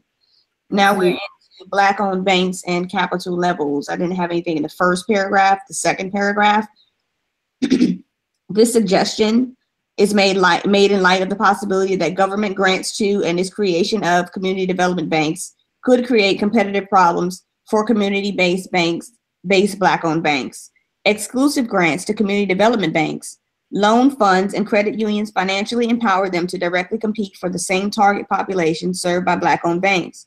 Inadvertently, perhaps, the pressure being placed on mainstream banks, the Community Reinvestment Act, to increase loans, credits, and investments in inner cities may also generate similar competitive problems for Black-owned banks. Overall, such competition may be better for even Black-owned banks, especially if it motivates them to improve their services, customer relations, pursue business more aggressively, and develop more productive methods of seeking and doing business with larger corporations, and to more aggressively exploit the potential in affording affordable household loans. And Baba is basically talking about that we can, our general concern, you know what I mean? He's saying with gaining access to the funds, he's talking about how we Black-owned funds, how we can use our funds and to invest in other things, other businesses, other financial institutions, as well as white-owned financial institutions, so we can learn to flip our money, basically. He's saying don't just get our money and hold it, invest it in other ways. Absolutely. And he mentioned at the beginning of the paragraph, he was saying that that the Clintons had proposed like $850 million fund to create new community development banks. Mm-hmm. Bob is saying, shoot, take that money and just give it to the existing Black and minority-owned financial institutions. Yeah. Exactly. I don't even know what they did with that money. That would be cool to look into. Like, did they ever take that money and develop these community development banks, or did they split it up? I don't know what they even did with the money. I'm not sure. 692. However, while competition, which encourages these activities, has to be supported by the community, its support should not be such that it destroys the very financial institutions it wishes to strengthen. The track record of significant number of Black-owned banks in supporting economic development is quite encouraging. A more adequately capitalized Black-owned banking establishment could provide superior financial services for the community at very competitive prices. Now we're moving on to Black-led institutional investment in Black-owned banks. I didn't have anything in this first paragraph. No, I didn't have anything either, except the fact that he said capital infusions from major banks, pension funds, and financial institutions would allow Black banks to substantially increase their lending to Black-owned businesses. Mm-hmm. So just capital infusions, like basically, taking out pensions and putting pensions in different Black-owned and operated with different Black-owned banks. Like you said, since I don't really have anything on this paragraph. Okay, and the next page, 693, Baba is basically, to sum it up, he's basically giving different scenarios with different banks and how they were almost reached bankruptcy, but they were able to recover. He talks about the LA bank. He talks about the banks. He said before the LA riots wrecked the region last year. He says Keystone Holdings, they funneled $1 million through their subsidiary American Savings Bank to FSB. At the time, American had $17 billion in assets, and its investment in FSB was lauded throughout the industry as a model use of the CRA. So he's just saying how the two banks combined. Banks often combine sometimes in order to keep them from going under. So this is what Baba is. This is called an acquisition. So one bank acquires the other. So this is what Baba is talking about. As the Family Savings Bank story indicates, equity investments in Black-owned banks by major white-owned banks and financial institutions need not devolve into the increasing ownership of these banks by white-owned institutions, because of course we know how that happens, family. They're quick to come in and, we want to help. we'll save your bank. We sure will. We got you. And then before you know it, they're owning the bank and you're out on your ass. White institutional equity investment in Black banks may actually increase Black institutional equity in these same banks. How this may be accomplished is illustrated in the following reports. So Baba going to give us an example of how you can take the white man's money and flip it. I think we kind of know how to do that. So the top of 694, in other words, even though First Fidelity bought 367,000 equity in City National Bank, it did not retain its share of ownership this equity purchase allowed, but gave it to the community organizations, which now own shares of City National Bank as a result of Fidelity's generosity. So one bank acquired the other, and with their investments, the money they made from their investments, they gave it to the community organizations. So this is a way that banks can work together to help the community's family. That's all I had there. Bottom of the page. Thus, appropriate approaches to major financial institutions by organized African-American groups can be utilized to increase the wealth and power of both their own financial institutions and communities.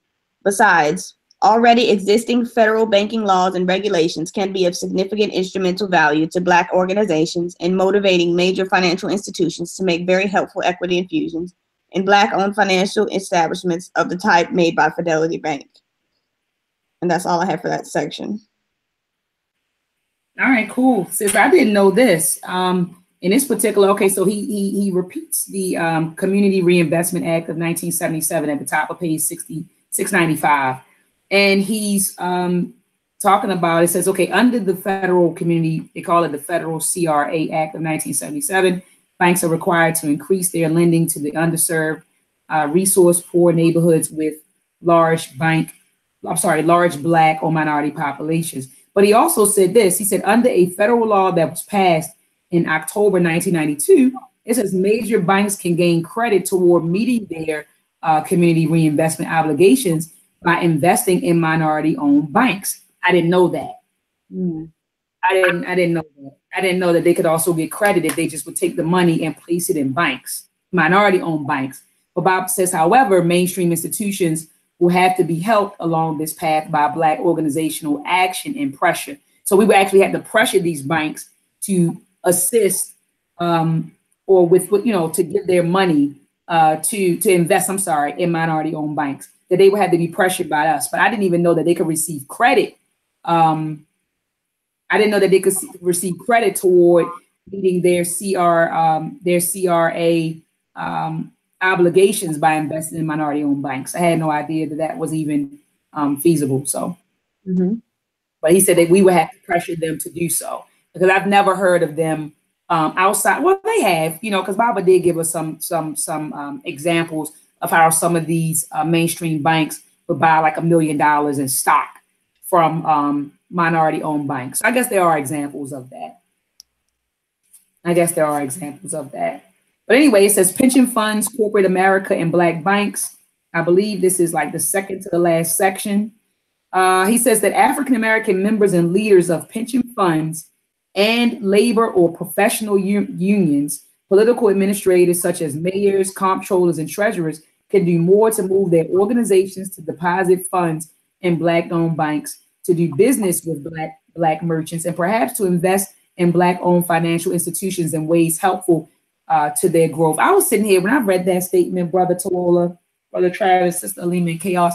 When I read this, I thought about the Black church and how, can you imagine if like the ministers told all of their congregants to deposit their money in Harbor Bank, T? Like, can you imagine, T, if Jamal Bryant or Reverend Walter Scott Thomas over at New Psalmist got up in front of their mega churches and told the church members that to deposit their personal money, right, in their savings in Harbor Bank, what that would do for Baltimore, or even the church money that they get when they collect tithes, put that money into a Black-owned bank, what that would do.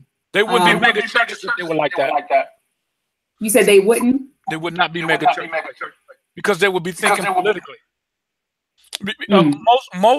Most mega church ministers are not political conscious individuals and operate in interest. Good example, Eddie Long.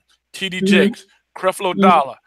Your mega church ministers are not, they don't operate, you know, in a situation which they are functioning, you know, to do something consciously. That's a good example when George Bush came to Eddie Long's church, and right to push that agenda, and also, you know, to and Creflo Dollar backed, most people don't admit this, he backed George Bush and was pushing his members to vote for George Bush.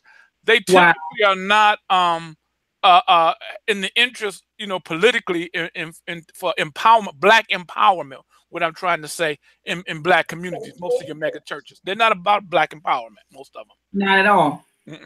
Not at all. Not at all. That's a nonprofit standing. They don't want to mess that up. Right. Not at all. But it would speak volumes, Dr. Maat, if we could funnel all our money, like you said, those if they would speak out. Be a great idea. I mean, they had to do it in the past. And we had 134 banks, so you know that the pastors, the AME churches, they all spoke about funneling money in the banks. That's all we had, right? In order to create a mechanism in order for us to really benefit in our communities, we had to put the money inside the black banks. The first banks, if I'm not mistaken, it was from the AME churches. You know what I'm saying? So, and other than the Freeman Bank, so most of the churches funded a lot of things in the community. When did that stop? When did it stop? When did we stop holding them accountable and being vehicles for us to use? I think that 501c3 is a strategy to keep us out of operating in our interest. It is, because think about it. The church is still one of the biggest hubs for the black community. Absolutely. So if we do have, I mean, all the money is aggregated there. Think about it. You're talking about tens of millions of dollars being every Sunday being collected all over the churches. If that was funneled for our good, you know, it would be further along. But that nonprofit standing keeps them from doing anything political, like Brother Travis just stated, and that's our downfall there. Exactly. All right. If y'all can hear me, let me switch this. I gotta show myself.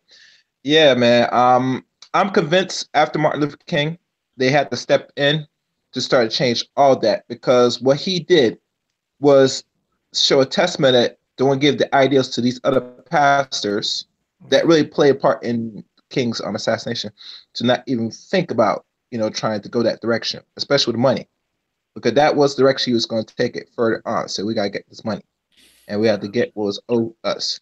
That's why they developed that 501c3.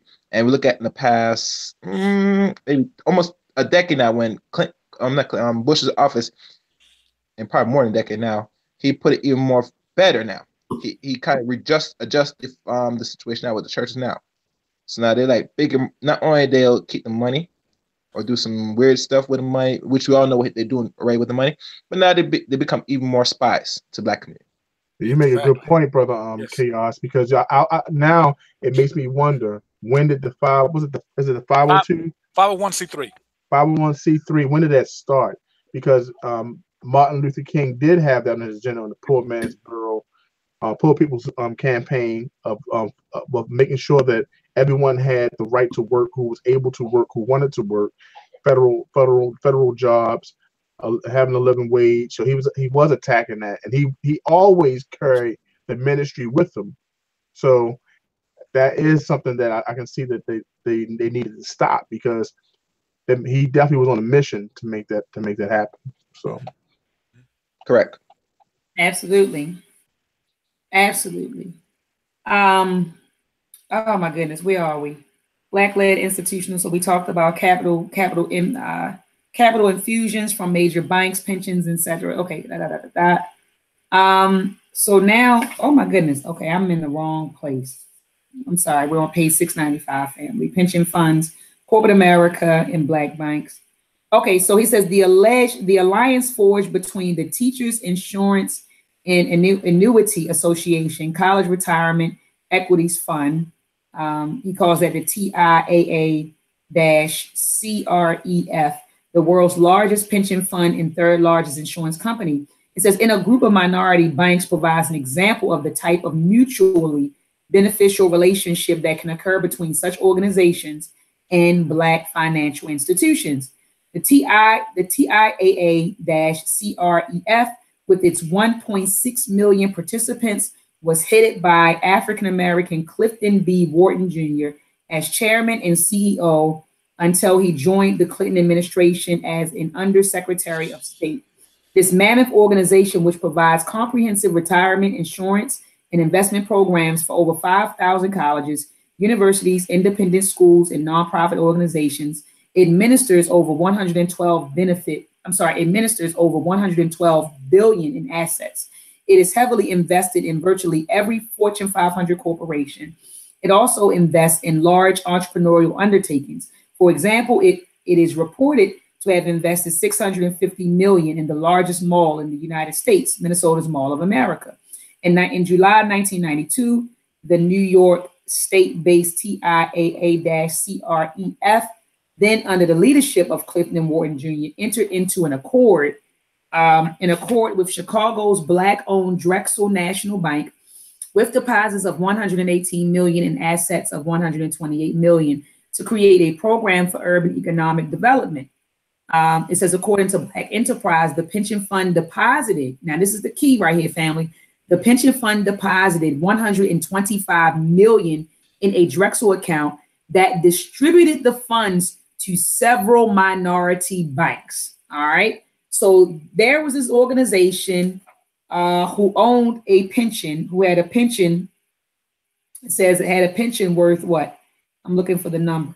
Said they had $112 billion in assets. I'm looking for how much money they had. But anyway, it says that they deposited, the pension fund deposited $125 million in a Black-owned bank, right?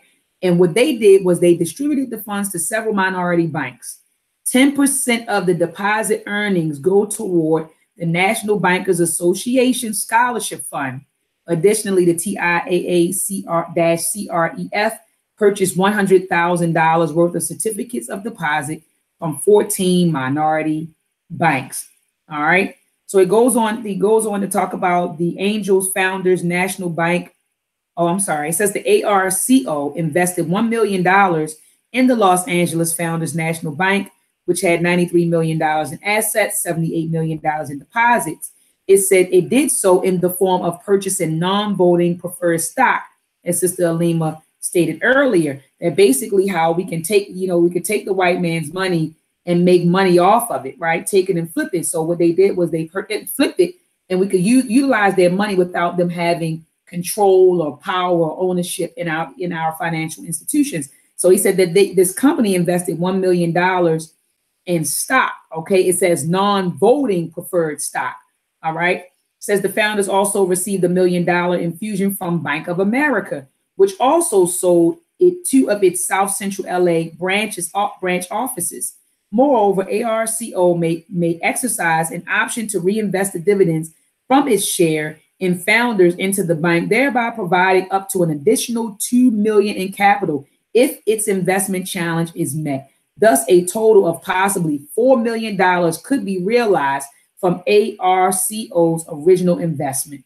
All right. Then he goes on to talk about General Motors and how what happened here. General Motors, it says, was the largest private sector employer of Blacks in the world, with 24% of its employees minorities, has purchased $1 billion in supplies and services from 400 minority-owned companies for the past 5 years. And I know that, Brother T, right here in Baltimore, I remember that GM, I forgot where it was. I don't know if it was over in East Baltimore or South Baltimore, but I know that there was a big plant right here in Baltimore that closed down. Do you remember where it was, Brother T?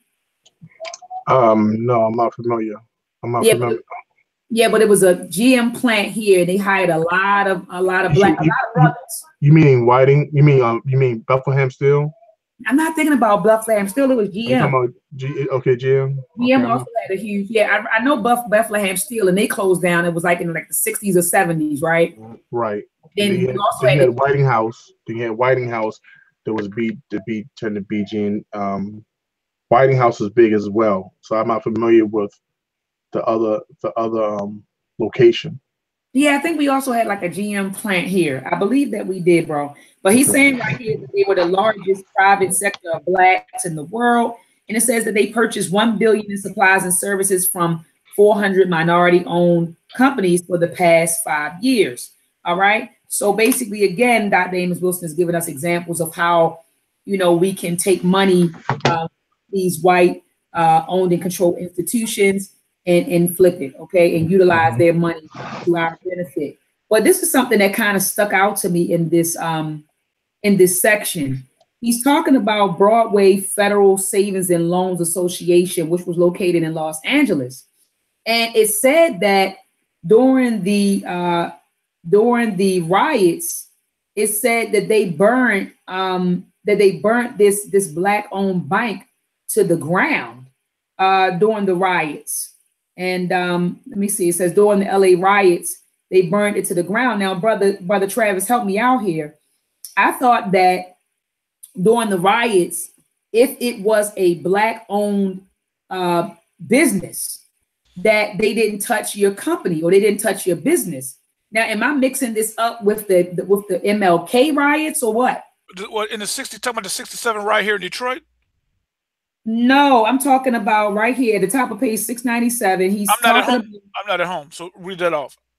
Okay, it says no thrift, despite the difficulties of black owned heroically, Okay, so Broadway Federal Savings and Loan Association of LA.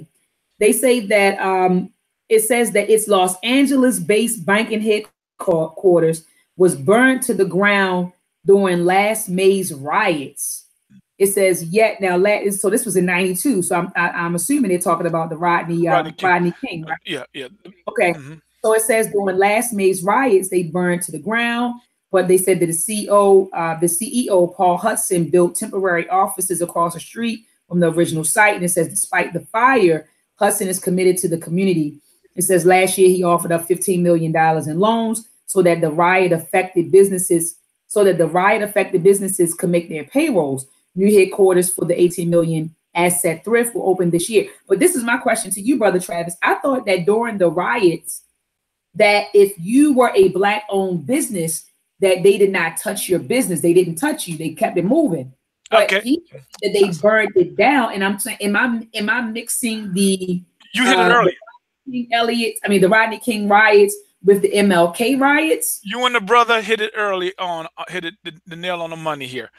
What were they doing to distinguish themselves as a black-owned business? How would the people in a riot, in the heat of a riot, you in a riot, what stood out as them being black-owned? How would the masses of the people, a lot of our people don't read, you know, the conscious community is small. How would they know that they were a black-owned company? That would be my question. Is that the same thing in Detroit happened here? That many of the black businesses that were burned down in the '67 riots here in Detroit, they created their business and functioned like white businesses. You know what I mean? A lot of them even had white employees, and so many of the people didn't know. The infrastructure was black. So I don't think that the people knew. A lot of times when you in the heat of a riot, people. A lot of your people out there not necessarily conscious. They trying to get, a color TV. We had the blackout here in Detroit. That was recent. That was in 2002 when there was a blackout for 3 days. Y'all should remember that one. And Detroit was a hacker had hit Canada, and it was a blackout from Canada all the way to Detroit. And people were just out, they hit the drugstores, of course, because that's where the money is, Tylenol 3s and all kinds of medication is a high seller on the black market. Stores were burned down, restaurants was burned down. A lot of times the conscious community or the people in the community, like y'all said earlier, they don't, like you talked about the black banks. They don't know that they might be black-owned businesses. They just, they randomly stealing and looting and will burn things down. I don't think that they create like Brady Keys used to do here in Detroit. He owned a lot of Burger Kings. He would fly an African flag. So when we Burger King, we would know that this is a black Burger King because he had the African flag out. He had something to distinguish that he was black owned. Got you. So, like you said, brother, they didn't know. I hear what you said. Yep. Right. It wasn't intentional. You're saying they just didn't know. Right. They didn't know. Okay. I remember here in Baltimore when we had the last uprising. Brothers stood in front of everyone's place, which is our bookstore. There you go. They stood out there and they made sure, hey, y'all can don't damage anything on this block, and definitely don't damage this store here. And I remember Sister Dr.Maat, Brother Haki and me, he took it upon himself to bring some brothers out to stay out in the front with the owner of the bookstore and to protect that business, making sure no damage came to it. So I think Brother Travis, you hit the nail on the head. If people knew about the connection with the neighborhoods, the people in the community would stop any damage to people, to the storefronts. In 67, Ed Vaughn was the first black bookstore in Detroit. He got burned out. Niggas, I hate to use that term. A lot of people don't like that. When you in a nigga mindset, you just don't care. People knew Ed Vaughn's bookstore was a black bookstore on Livernois in Detroit. You know what I mean? When the riots hit, they burned his bookstore down. A lot of black books that was out of print was burned down. Ed Vaughn's bookstore here in Detroit. Dang. I'm with you. I'm sorry. I used the word nigga. I said Brother Travis. Yeah, and that's an African bookstore. Ed Vaughn is a respected Baba in the community, and they burned him out. That bookstore stood for black empowerment. A lot of the people like you heard, you might have heard of, y'all a little young, Republic of New Africa started here in Detroit. And Ed Vaughn, people used to speak from the Republic of New Africa, and all the black militants. We had a strong chapter of the Black Panthers there. A lot of those people come out of, Ed Vaughn pushing those people out there, and Ed Vaughn has been a respected Baba, but they burned his bookstore down in 67. That's a shame. That's a damn shame. That's a shame. But again, we have mental and personality disorders. That's right. That's right. That's no this. It's just the truth. It is. It's the truth. It's the hard truth. That's right. But anyway, so like you said, they didn't know. So Baba closes this section with saying that, that the African American community says if it were to fully commit itself to the strengthening of its financial institutions, then we have to begin to deposit our money into institutions that we own and control. He says that the failure to do so spells an imminent economic and political demise. And such a wound would be self-inflicted in that by not investing in depositing its resources into its own financial institutions, while it continues to invest in investment in white-owned institutions in the African-American community, it damages its own financial institutional base. That is, while the community increasingly deposits its resources in white-owned financial institutions, these same institutions are not only underservicing it, but actually are economically strangling it to death. All right. The last section, family, Black financial self-help. Dr. Amos Wilson says that the African-American community must acutely aware of the very severe damage it has done and is doing itself by invariably depositing its monies in white-owned banks. It has virtually decimated its own economic sector and fatally wounded its economic body politic by so foolishly placing its monies in institutions which give it little or nothing in return. Talked about that earlier. He says, what is worse than receiving little or nothing in return for the billions of dollars it places in the hands of white financial institutions is the fact that by doing so, not only is its own money being made available to it for its own economic, social, and residential improvement and growth, but its monies are made easily available to white and immigrant merchants and business groups who exploit it remorselessly. All right. So basically, he's saying that they do not give you anything in return for your dollars. Not only do they just not give you anything, but they take your money and they make it available to white and immigrant merchants and business groups who exploit you. Okay, so it's like a double-edged sword in a sense, right? So it says, consequently, its monies are utilized to help finance white flight, to help build white suburbs and edge cities and the superhighways which lead to them. African-American monies deposited in white-owned banks are utilized to help relocate factories and other business facilities out of the reach of inner-city residents, thereby increasing their unemployment, criminality, and general social degeneration. It says white-owned financial institutions use African-American aggregate savings to finance the development and economic empowerment of all nations other than those of African diaspora, those of the African diaspora. By depositing its monies with white-owned institutions without demanding and getting abundant returns for doing so, the African-American community is literally choking itself and the Pan-African community to death by its own hands. It is committing economic suicide. And that's how we should think anytime we spend out, even when we spend our dollars outside of ourselves, we have to know and understand that we are committing economic suicide. When we deposit our money into banks that we do not own and control, we are committing economic suicide. All right. The last section, the expansion of Black-owned banks. And I'm just going to summarize this. He talks about different banks, the Citizens Trust Bank. He talks about United Bank of Philadelphia, and then Liberty Bank and Trust Company of New Orleans.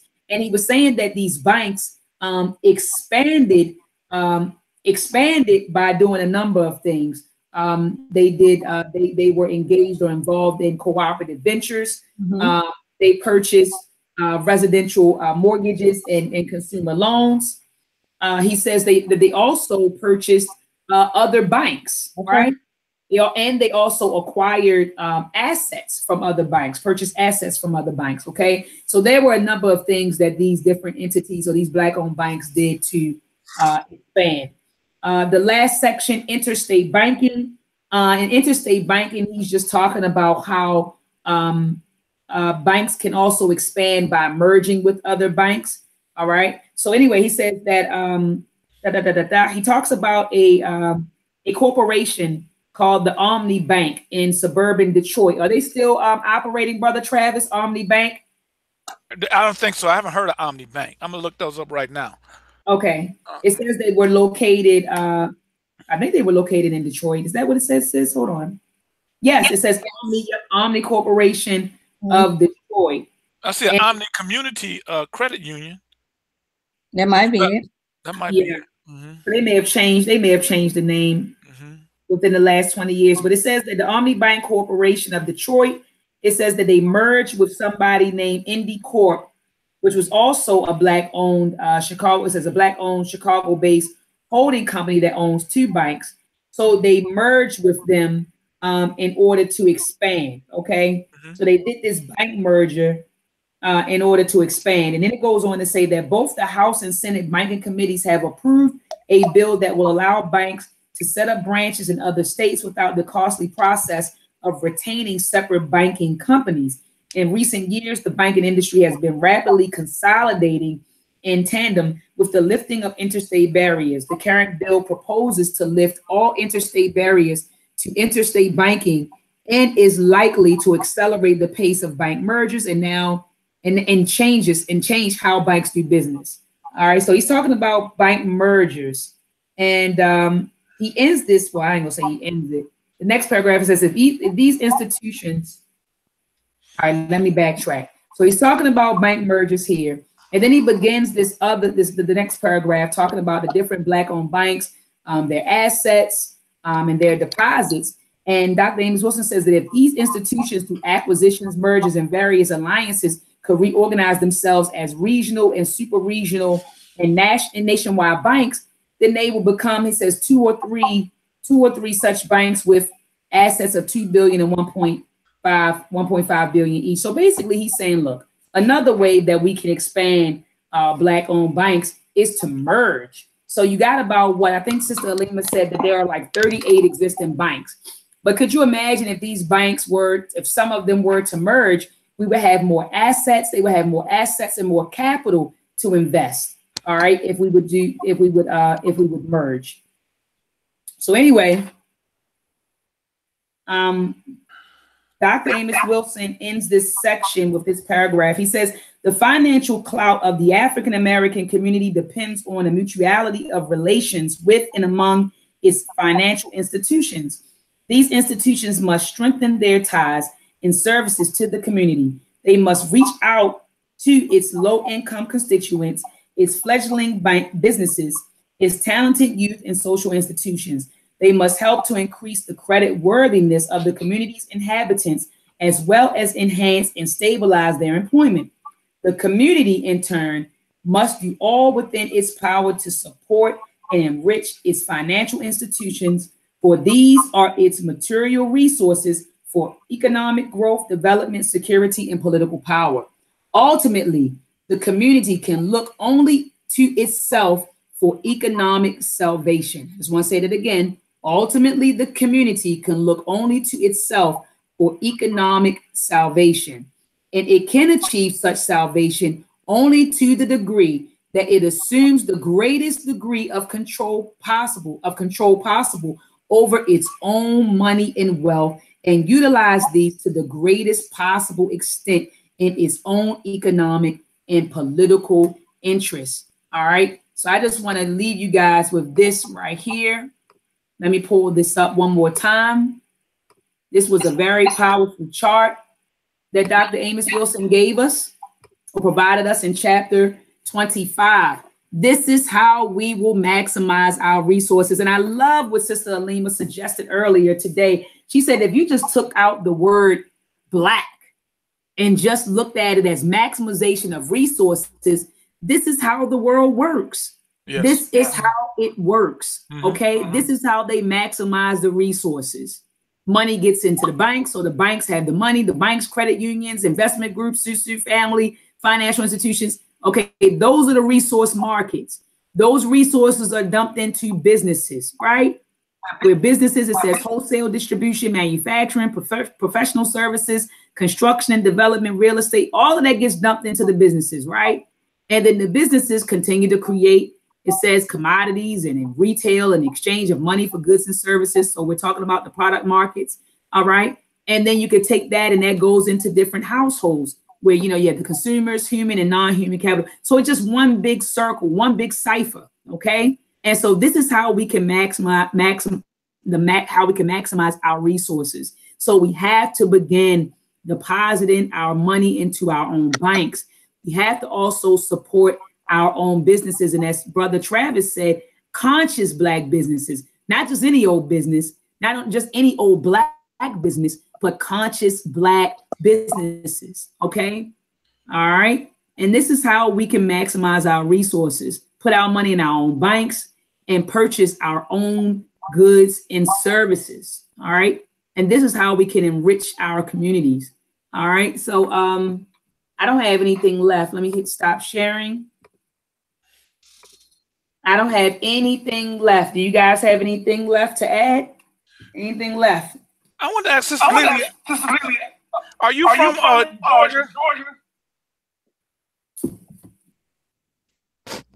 Sister Lima. Sister Lima. Yes. Are you from Georgia? No. That's what because I didn't hear an accent from Georgia accent. Where you originally from? Jamaica, Queens. Oh, you from New York? Okay, okay. I said because I don't hear a Georgia accent on her. I said I wonder if she's from Georgia. No. You from North? That's that New York swagger, man. Yeah, she's from New York. No, we're from the East Coast, man. You know how people East Coast. He sounds like Brother Chaos sounds like Brother Reggie, doesn't he? Sounds like he's from Jamaica or something. Yeah, that's what I thought. I thought. Well, actually, I'm originally here in Connecticut. From Connecticut, okay. Yeah, he sounds like he's from the islands. Yeah, that's what I thought. They from like my parents from the island. My parents from the islands. Yeah, you can tell. You can hear it in your dialect though, because it's choppy. It's choppy like somebody from the islands. Yeah. Absolutely. So y'all, go ahead. I'm sorry, Brother Travis. Go ahead. I wonder if Brother Reggie from the people from the islands. Brother Reggie. He might be. Brother Reggie. He sounds like Brother Reggie. He might be. Yeah. So next week, family, we will be discussing chapter 27. Oh man, Sister Lima, look at how many pages we have left. I know, right? This is nothing. Finally. This is nothing. So next week we will be discussing chapter 27, financing Black economic development. Financing Black economic development. All right. So we coming through, family. I want to see. Did you decide on the next book? Oh yeah, we did. We'll talk about it off air, brother. Yeah, but we'll talk about it as soon as we hit the end stop broadcast button. So join us next week, family, to discuss chapter 27, financing Black economic development. Have a wonderful week. I don't have anything left to say, Sister Lima. I'm done. Peace and love, family. Odabo. Adabo.